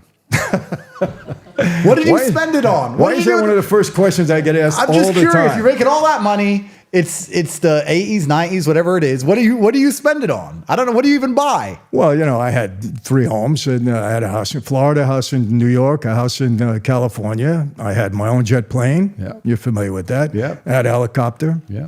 I had 3 boats, so I spent money, I did at that time. But I was young, and I was enjoying it. But listen, you know how they exaggerate and they lie, right? There was a story out in, I think it was the Long Island Press, said that I made $2 billion, that we defrauded the government out of $2 billion and all this stuff. It wasn't that much. Yeah. A lot of money, but it wasn't that much. But, listen, everybody believes, they wrote a book about an investigator that tried to find where I had my money buried, or I shouldn't say buried, but in different banks around the world. And they couldn't find it. And they actually wrote a book, and the investigator that hired them. I mean, they got a bunch. They got, probably 50, 60 million from me, but I'm not going to answer anymore. I understand completely. You got about as much out of me as you're going to get. I understand completely. I completely understand. I know exactly what you're saying. I understand you, sir. I understand. I understand. Yeah. It's kind of, I don't know. The reason I asked that question is I don't know if the world was easier then than it is now. But if you have any money now, trying to keep hold of it. I don't trust the banks. Listen, what happens in America? Just what happened 2 years ago. Thursday afternoon, I forget the name of the bank. I didn't have any money in that bank. Everything is fine. The bank manager gets on, the CEO of the bank, on Thursday afternoon. Don't worry about it. These are all nonsense. Not so. Your money is safe, 100%. Friday morning, the bank goes under. Yep. They lie to you. You can't trust these people. Yep. Stock market, the same thing. I know. I mean, I had guys, that we were doing things with penny stocks and everything back then. So I don't trust these people. I'm not saying, you don't want to throw the blanket over everybody. Yeah. But does stuff go on, that? Does stuff go on like that? Are these people dishonest? 100%. Yep. Why do you want to trust them? It's true. And it's getting harder and harder to... the reason I asked the money question is because 80s, 90s might have been a different game. But in the world today, especially if you make any money, it's very difficult to get hold of. You can't hide it. It's very difficult. You can't hide it. That's right. And if they want to get it, they can find the right piece of paper to take it off you. 100%. And plus the paper money today in our country, it could be worthless tomorrow morning. That's right. You could be putting money in your basement. It could be worthless tomorrow morning. We're not far off. No. I think the American dollar's lost 25% of its purchasing power since 2020. And they're just printing. That's their answer to everything, is just to print more money for this endless. Yeah, and there's nothing to back it up. That's right. Endless wars around the world. The only thing they have is violence and threats. That's it. That's right. Everything comes back down to violence and threats. Yeah, the world's a certainly interesting place. Where do you think we're going? I'm the opposite of you. Okay. In that I'm a very optimistic guy. Someone has to do it. No, my wife gets mad at me. How are we going to, don't worry about it. I'm going to handle it. It's all going to be okay. It's my famous words. She said, don't ever tell me don't worry about it. Because you said that to me the day before they locked you up and I didn't see you for 8 years. Yeah. I told her. I said, I get it. But I am extremely pessimistic about my country. Yeah. I think, number one, I think it's biblical. Yep. I think I don't want to say we're in the end times. The end times could be 1,000 years away from now. But I think my country is in a lot of trouble. Mm-hmm. I really mean it. And especially if this election doesn't turn out right. Yep. We're going downhill fast. Andrew, how do you get out from under $34 trillion worth of debt? You don't. You can't. You can't. It's impossible. There has to be a crash at some point in time. They're printing money like it's water. Yep. The money really doesn't have any value. It's an imaginary value at this point. Ponzi scheme. Yep. So how do you get out from under it? You don't. And they have no intention of fixing it. They don't know how to fix it. They don't want to fix it because it doesn't affect them. Yep. So what are you going to do? You hate to say, people have asked me, Michael, would you trust Trump with your daughter? I said, what a stupid question. Why do I have to trust him with my daughter? What does that have to do with him being a president of the United States and doing a job for my country? Yep. Well, 15 years ago, you got this guy. What do I care what he did 15 years ago in a hotel with a woman?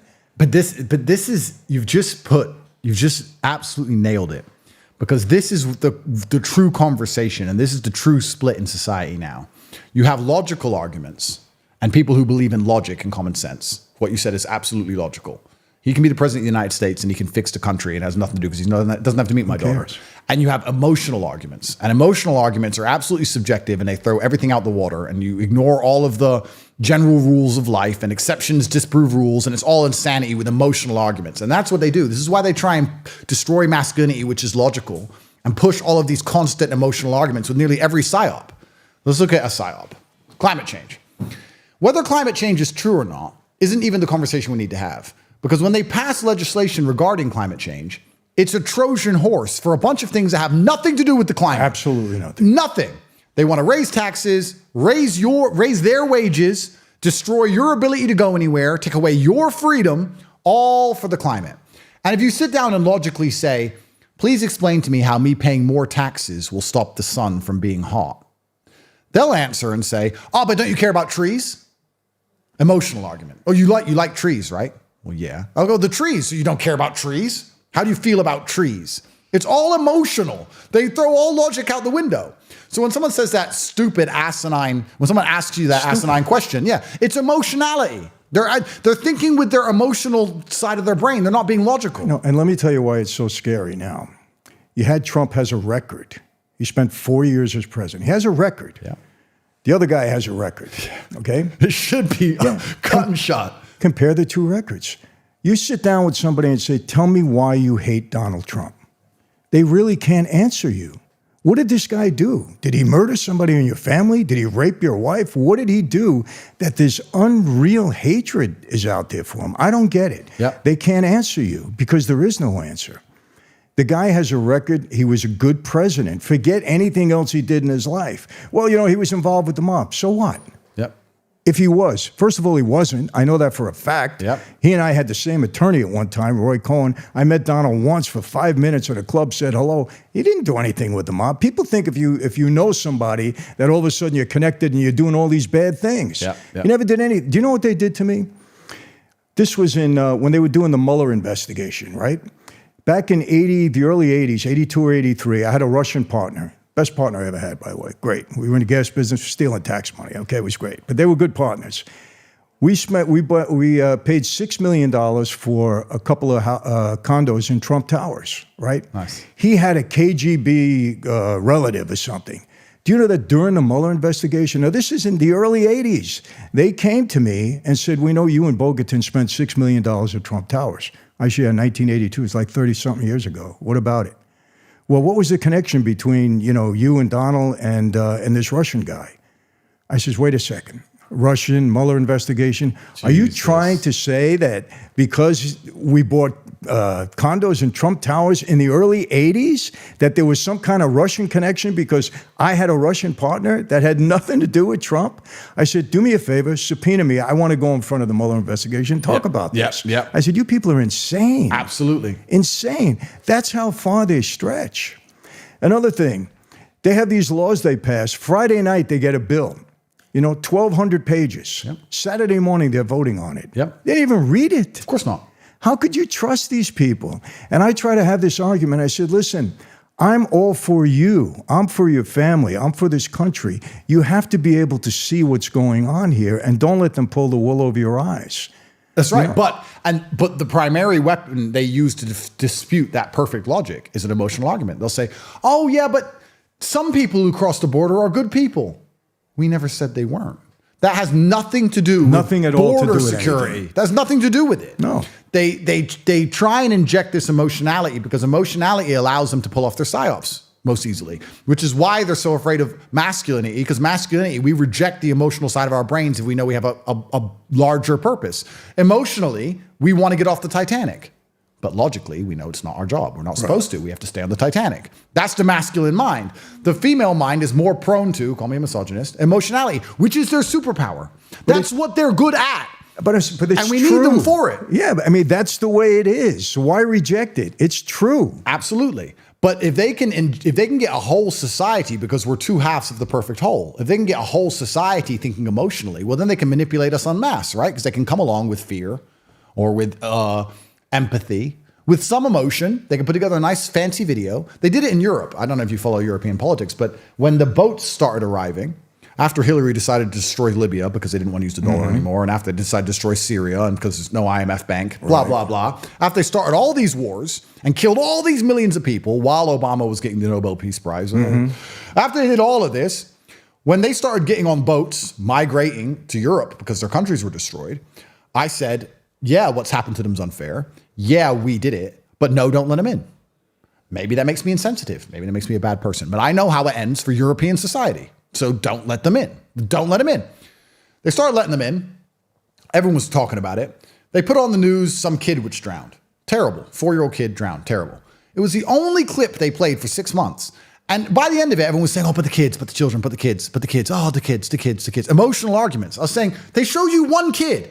There's millions of military-age males who we just discussed earlier how their life path's going to turn out and why it's going to involve violence at some point or crime at some point.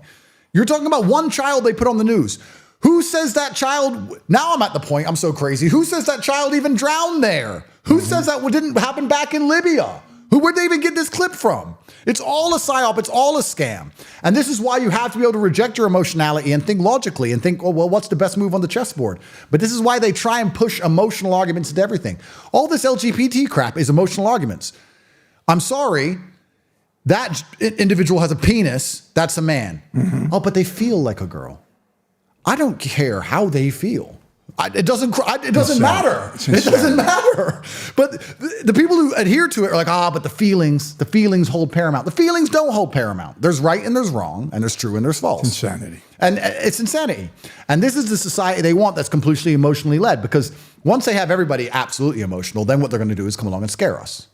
Which is what they always do. They proved it during COVID. A severe winter of illness and death. Be afraid. Be afraid. And that's coming again now. Now it's bird flu. Oh yeah, they're already starting to plant those seeds, getting people nervous about it. Or climate change. Yeah, there's people standing in roads right now saying we're all going to die in 10 years. They said that 10 years ago. Yeah. Why do they pass these laws saying that for climate change XYZ, put up their wages and buy beachfront property if they're so scared of the ocean? Yeah. How does that work? They're closest to the ocean.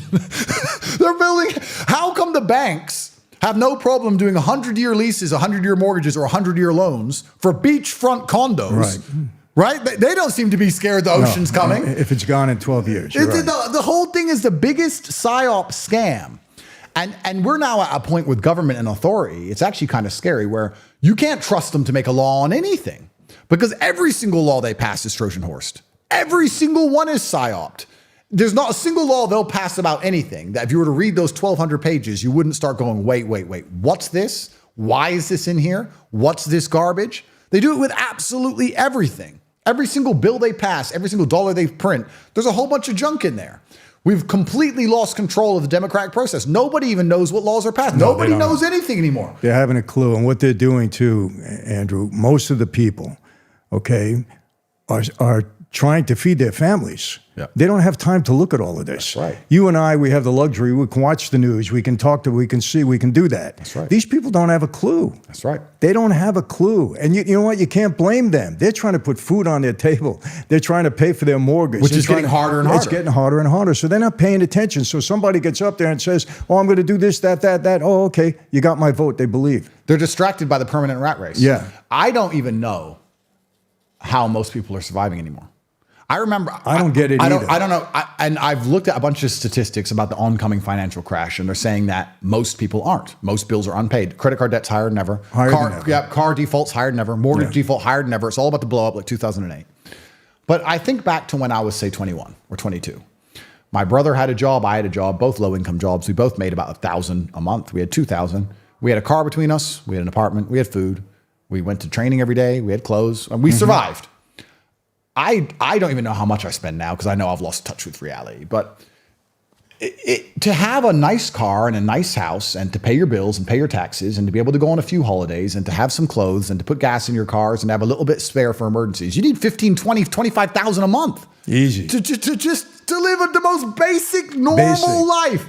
It's insane. Nobody can make this money. No. At one time, that was a lot of money.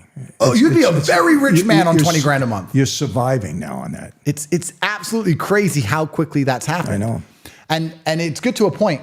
I went to see, this is about a year ago. Well, this is when I totally realized I've lost all touch with money.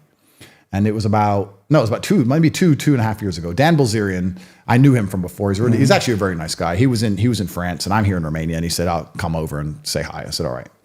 So I got a jet from here to France, and then there was 6 of us. We all got a 5-star hotel and 6 different hotel rooms, and then we had a security team with us because I go security everywhere.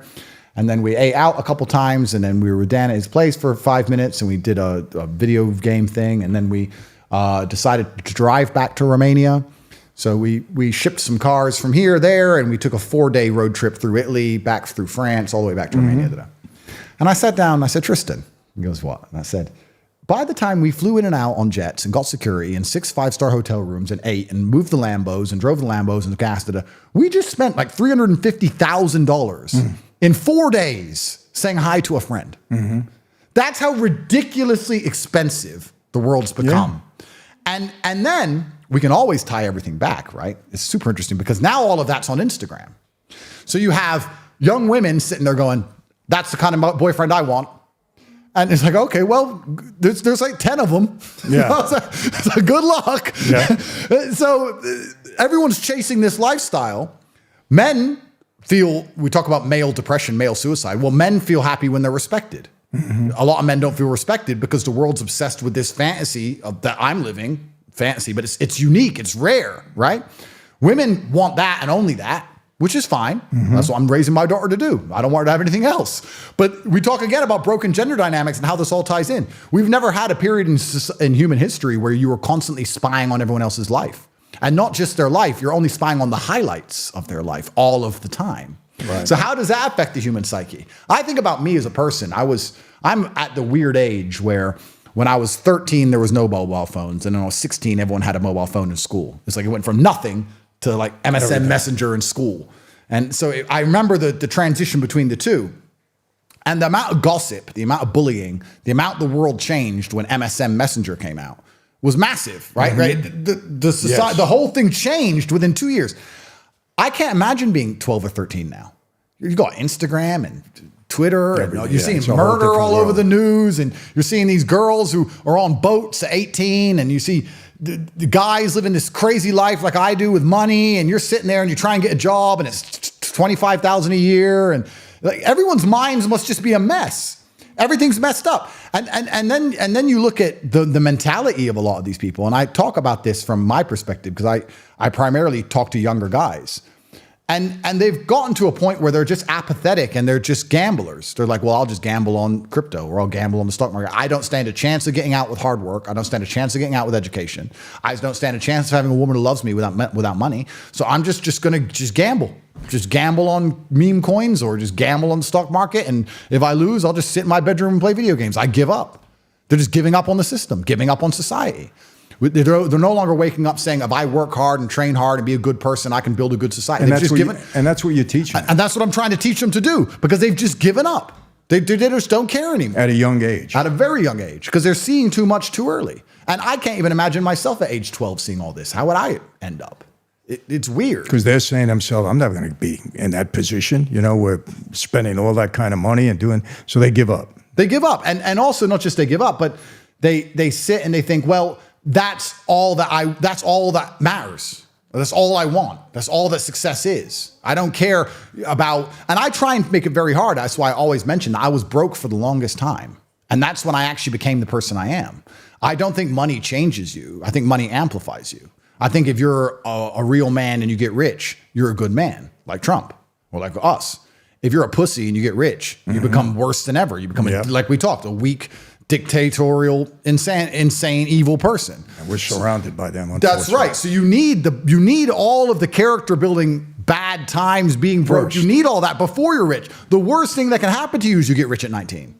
Imagine a 19-year-old boy who's filthy rich. He's gonna be an idiot. So, but society's just got them all messed up now. And I feel like they've lost vested interest in the future of themselves and society, which probably ties back into why people are getting away with what they're getting away with, because they look at the politicians, they go, oh, it's a scam anyway, it's all lie, who cares, it's all bullshit. I give up, I don't stand a chance anyway, I give up, I don't care. Let it all burn. Let's make memes and make fun of it burning. You've seen a lot of that? That's all you see. Yeah. There's like, the world is burning, and instead of trying to put it out, let's just laugh at it burn. It's all just one big joke. Ha ha ha, it's all burning, oh well. Oops, who cares? There's a lot of that. And then you look at it from a global perspective. How can a Western country compete when its youth thinks that compared to a country whose youth don't believe that? A country whose youth believe, no, we're going to work hard and we're going to dedicate ourselves and our nation's going to take over. Because it's easy to become champ. It's hard to stay champ. Yep. And that's the problem with America now. You're trying to stay champ. Well, there's people coming for your belt, Rocky. And, Mr. T's training, and he's built different because he's hungry. And we don't have that hunger in our society anymore. It's all gone. So how long can we truly possibly compete? You go deeper down the rabbit hole, you realize the only reason we're still competing is because we can print the dollar and we can game the financial system and we can lie and cheat and we can print these dollars because we're the global reserve currency. How long is that going to last? Who knows? But I guess the thing that's interesting to me is, and I'd be interested in your point of view on this, how does American social and societal collapse look? Because in other countries, when society collapses, I feel like they have something to a degree that unifies them, even if it's just the homogeneity of their race or their color. I'll give it a very quick example. When I first moved to Romania 8 years ago, I said, there was two girls walking to the park at 3 a.m. I was on my way home from a nightclub, and I was talking to the taxi driver, and I said, in London, girls don't walk alone at night. But is it normal here for girls to walk alone at night? And he said, those are Romanian girls. A Romanian man wouldn't hurt a Romanian girl. Won't see that in America. Wow. You won't hear that in America. You won't hear that in America or the West anywhere because we're so divided now, right? So how does societal collapse in America even look? Because in other countries, I feel like if it collapses, there's still a degree of sanctity. Let's look at Russia, Ukraine. My opinion on that is semi-controversial. I totally understand why Putin did what he did. They try and say he's a bad guy. They always do that on the news. If you actually look at the history of it, he defended Russia. He may have attacked first, but he was defending himself. Blah, blah, blah.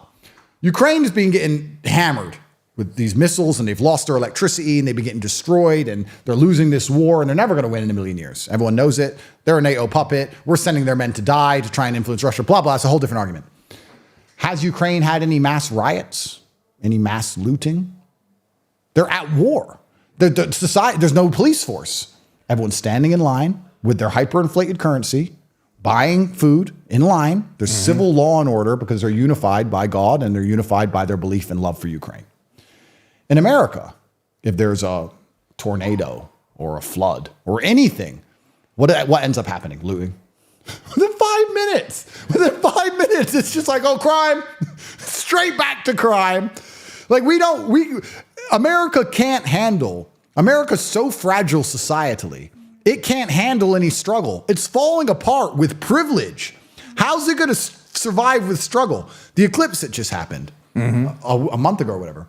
I saw on Twitter, they're saying the eclipse, there's a warning, stay in your house because of the eclipse. And I said, Tristan, isn't it crazy that a country has to warn people that if it gets dark for 2 minutes, crime might happen. Yes. If the sun goes down, crime will happen. Yes. It happens every day. But if it happens at a different time of day, society will break down.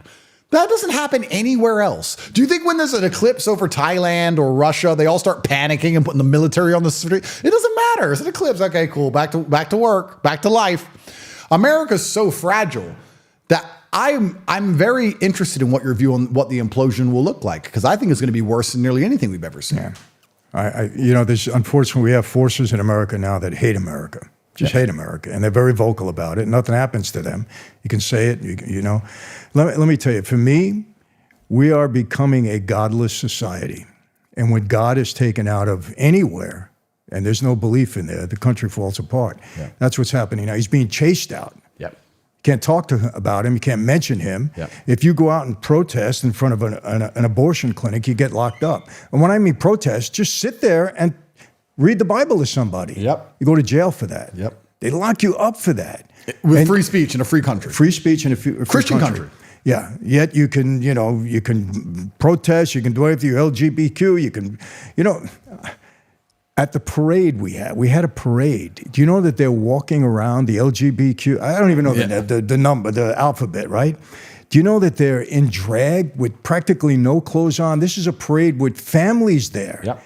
And they're doing all of this stuff right out in the open, and it's okay. If you say anything wrong about it, you get in trouble for it. Oh, it's a Trojan horse. It's a Trojan horse for sexual perversion. Yeah, so what's happening, the country is just, there's nothing there holding it together anymore. Yeah. There's really no national pride. Yeah. And if there is national pride, they're fighting against those that have no national pride. That's right. So you see these two forces. So what's it going to look like? It's going to be a total collapse. I think so. It's total collapse. And this is why Trump's win is so important, because it's not just about the laws he'll pass. It's about the culture. It's about people believing in America again. It's about people believing in Americanism. It's about people saying USA, USA, USA. It's about them believing in it's the culture that we need back. People need to be proud of America again. Trump can bring that. He can bring that because now the other side is demonizing those people that voted for Trump. Yeah. This is half the country. You're dividing half the country instead of trying to bring people together. You know, I always had two things on the street. You learn something. I learned this.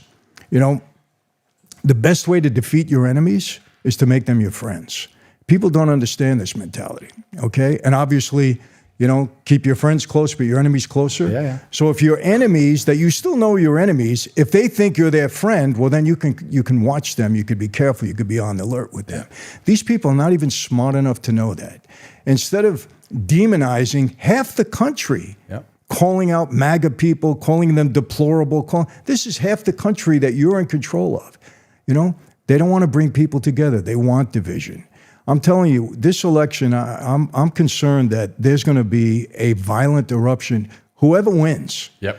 Because I just went on Rumble recently. Mm-hmm. It was a good experience because you can speak your mind on there. Absolutely. You can say whatever you want to say. But if you see the comments, first of all, the comments are this long. Yep. Okay, people are really aware of what's going on Rumble. There's lunatics too, but for the most part, they're aware. And if you see the anger, oh my gosh, the anger against the other side, you know, and it goes both ways.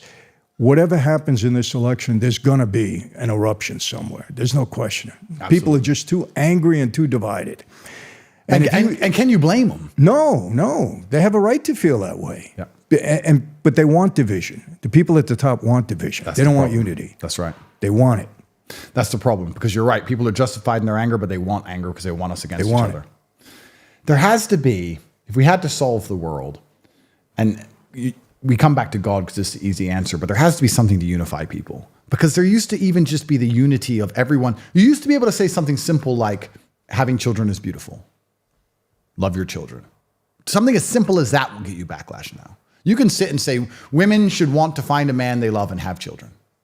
Try and say that online. You're a misogynist. They'll go nuts. Right. They'll go nuts. That's misogyny now. You can't even. I really, truly believe, and this is one of the things I find most interesting about American politics. It's the only country in the world where I've seen the subject of abortion so heavily politicized, whether in other countries it's legal or illegal, whatever. But there are people marching around demanding the ability to murder their own kids. And whether you believe in abortion or not, it's not even the argument.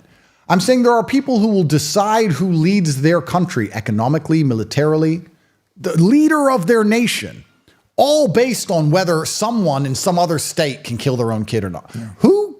Like, this is insanity to me. How have they managed to come along with something like this and psyop it to the point where everyone's screaming about murdering babies as opposed to, I don't know, the inflation rate? It's completely insane.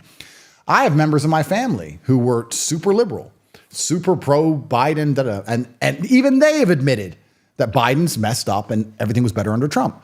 And last time I spoke to one of them, they said, yeah, Biden messed up, everything's better under Trump, but I can't vote for Trump because of Roe versus Wade. I'm like, who cares? What does it have to do with anything? Who cares? Grow up. Like, you haven't even had any abortions. Exactly. What is this? Exactly. Like, on what planet are these people operating? Pure emotional argument garbage. Yeah. Maybe the world could go to hell. Inflation could be through the roof. There could be wars all over the place. You're losing your house. You don't have a car to drive anymore. But I'm worried about abortion. I never had one. I may never have one, but that's what I'm going to worry about. And the way they managed to psyop the populace into this constant and endless obsession to women running around screaming about how proud they are they have one or how mad they are they can't have one. You know what really upsets me most about abortion? What's so insane about it is it's not like getting pregnant is like catching cancer where you can't help.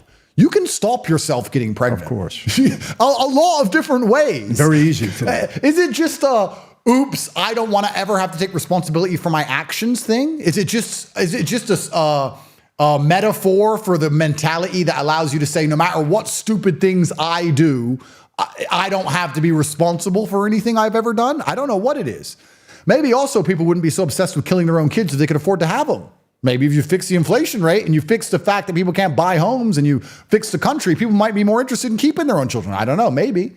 Plus, the big lie is that it's a women's health issue. Why is it a women's health issue? I've had 7 kids. Yeah. The health of the mother was never an issue. Yeah. They say it's women's health. Has nothing to do. Now, if there is a case when, and this is rare, when it's the mother's life or the child's life, Yep. okay. But normal, rational people will deal with that in a rational way. Yep. Okay, if that were the case, I want my wife to live. Of course. We understand that.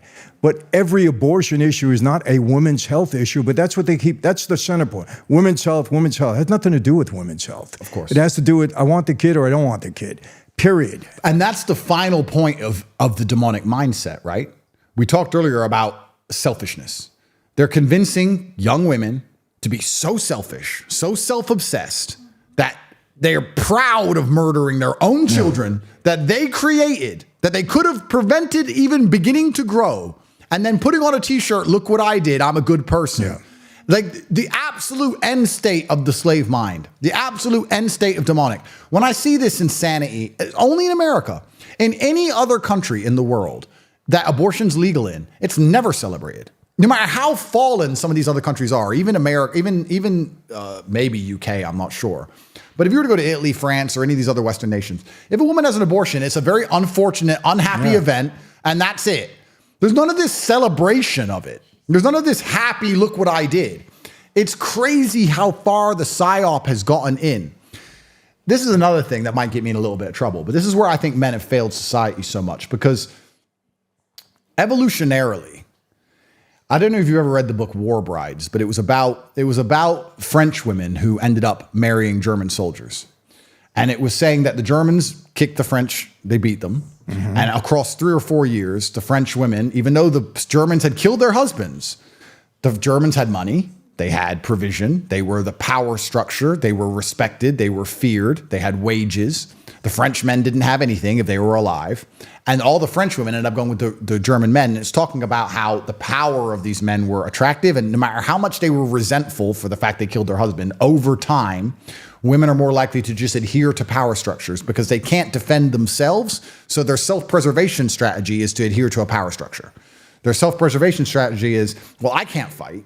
I mean, obviously exceptions don't disprove the rules. There were women who were part of the French resistance, of course. But in general, like, well, I can't fight. These guys are here. They have the guns. They won the war. They killed my husband. They're strong. Okay. Mm-hmm. And that's how they kind of bend towards thing. And it talked about going all the way back to tribalism. When tribes would go and kill another tribe, they'd kill all the men who can fight, and they'd take the women. Mm-hmm. And the women can either bend to the rules of the new tribe or get killed. So it's like, well, bend to the rules of the tribe. So anyway, when you read this book, what he kind of concludes, he says at the end, is that women are going to adhere, whether they like it or not, in general, to the power structure they see as most fearsome and have the most respect for. If that's their father, they'll adhere to their father. If that's their husband, they'll adhere to their husband. If that's society, if that's Sex in the City and abortion and all this garbage and feminism, whatever, then they'll adhere to that. So when I say men have failed, I'm not attacking women here. I'm saying men have failed. Because I believe if you raise a daughter well, she doesn't want to scream about having abortions. Right. I believe if you raise a daughter well and you do your job as a man, she doesn't want to watch Sex in the City and be a whore. I don't think she wants to do that. I think if you're a good father, these things won't happen. So I think men are failing. I can even say now, you can call me a misogynist. They'll cut this up and call me a horrible person. If my girlfriend put something on TV, she wouldn't ever. But let's say she put Sex in the City on, I'll say, turn that crap off. Why? Because it's crap and I don't want to see it and you're not going to watch it. Turn it off. It's my job to protect your mind, to protect you physically and mentally. It's my job to protect. That's my job. I'm protecting you from all the garbage. And that's what I'm going to do. We agree on that. 100%. Why do you want to put trash in somebody's mind? Just because somebody produces something, that doesn't mean we have to accept it or say it's great. Yeah, bring it into my house. I love it. But see, you say that and people, you're a male chauvinist. You know, you're trying to control your woman's mind. No, I'm not. Trying to get trash out of her head. The same way she might say that to me. Why are you watching that? Yep. Turn it off. Absolutely. We care about each other. If you love anything, they call you hateful. So when you see this abortion stuff and you see all this insane feminism, you see all this LGBT crap, this is the failure of men. You're a man. Stand up and prevent anyone you care about being poisoned by this. Do whatever it takes. And there has to become a point where you don't lazy about it. I watched that guy try to reprogram his daughters in his car on YouTube. Okay, he did a good job trying to reprogram them. Why are they going to that school? Yeah. Why don't they move school? Oh, well, it's hard for them to move school. It's a long drive. Then drive them. then do what it takes.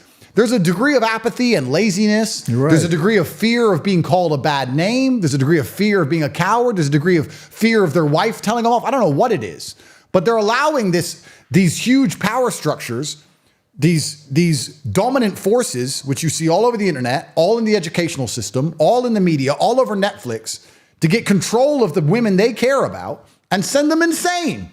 And they're sitting there and watching it happen. Most men aren't raising their kids. The school and internet is raising their kids. YouTube raises your children. The iPad raises your children. What's on the internet? Well, a lot of stuff, good and bad. Yeah. You can't police all of it, right? You're busy, like you said, working your ass off for $1 trying to pay the bills. It's getting harder and harder. But I still think this is the failure of men. I'd really like to talk to one of these women if I ever get free from this and I ever do go to America. I can't wait to go to a feminist rally. I'll just ask them the question. I'll say, why are you so happy to murder children? Yeah. Well, do you know who your father is? Like, let's just talk. Yeah. I hate to say, but I don't even want to go there. I'll get in trouble if I say what I was going to say. But I want to get back to one thing because this is important to me, and we're establishing a relationship now. I want to go back to religion for a minute. Sure. Just for a minute. Sure. And I know you have your brother, and Yeah. I'm sure you've had very in-depth discussions about it. Yeah. But when I came to Christ, Yeah. for me, everything is about evidence. Yep. Everything, Andrew. I don't take things everything is about evidence. You got to prove it to me. Yep.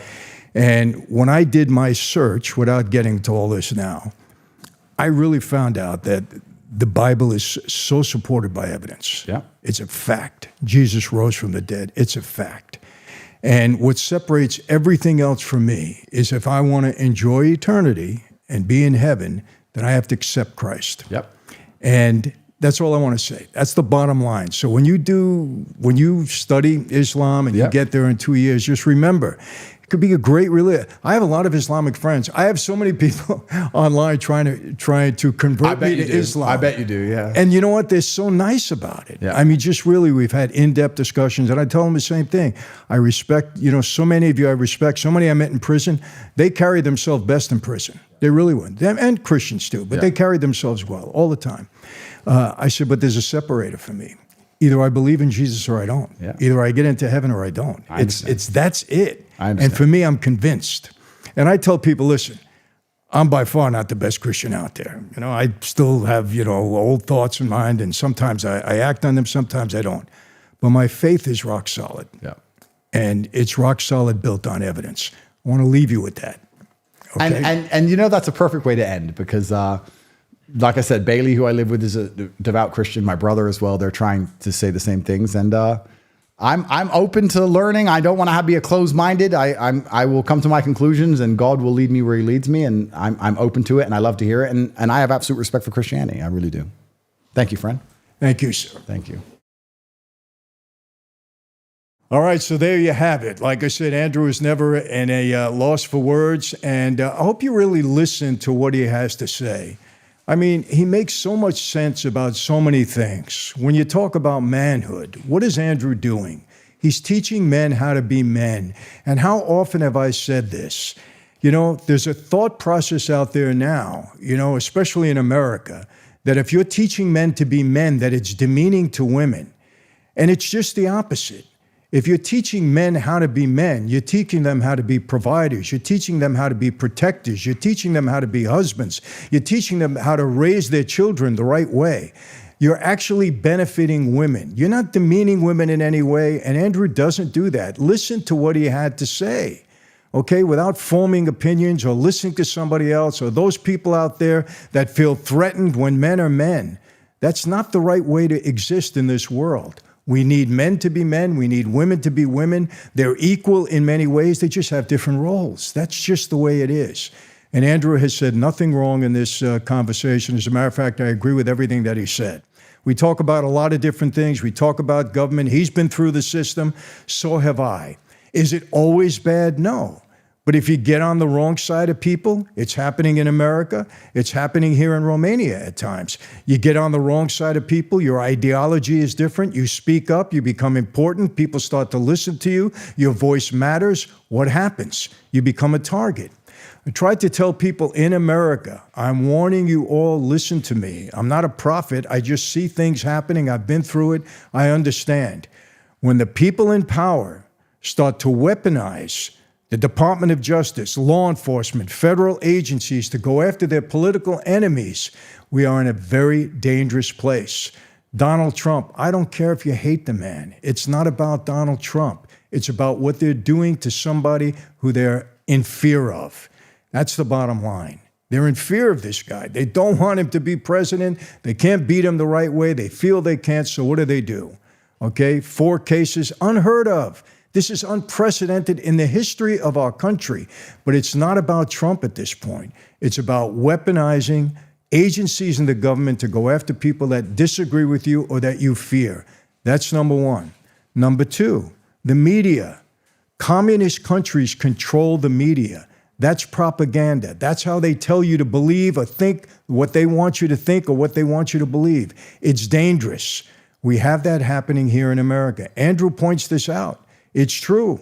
And I relate to that. I understand it. Is everybody bad? Of course not. We're not saying that. Okay, but when you have the party in power that's controlling you to this point, we are in trouble. And that's why I say, as a nation, we still have power. Vote the right people in office, vote the wrong people out of office. And this whole conversation, I think, leads to that. Men being men, people doing the right thing in life, standing up for themselves. There's nothing wrong with any of this, people. It's the right way to be taught. And forget all this misogynist. You're not a misogynist if you're trying to do the right thing and be strong in your life. That's not misogyny. You know, they throw that word around now like it's candy.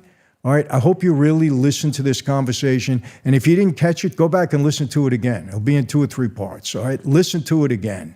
It's important. That's it for today, my friends. How do I always leave you? Same way. Be safe. People in the streets today, when I have to tell my daughters and my wife to carry pepper spray in an affluent neighborhood, be safe because things are happening, okay? We're not making this up. It's real. It's happening. Ladies, be safe. Be careful. You know, I preach this all the time. Be healthy. Take care of yourself. You only got one life to live. May as well do it the right way, okay? You're gone for a long time. Enjoy while you can. Keep yourself healthy. Be safe. Be healthy. And I mean this when I say it, people. It's just the words out there, okay? God bless each and every one of you and your families. And yes, I'll see you next time. Take care. One time, the cameras are gone, the guards fell asleep. It doesn't happen. When I was in there, they were watching me 20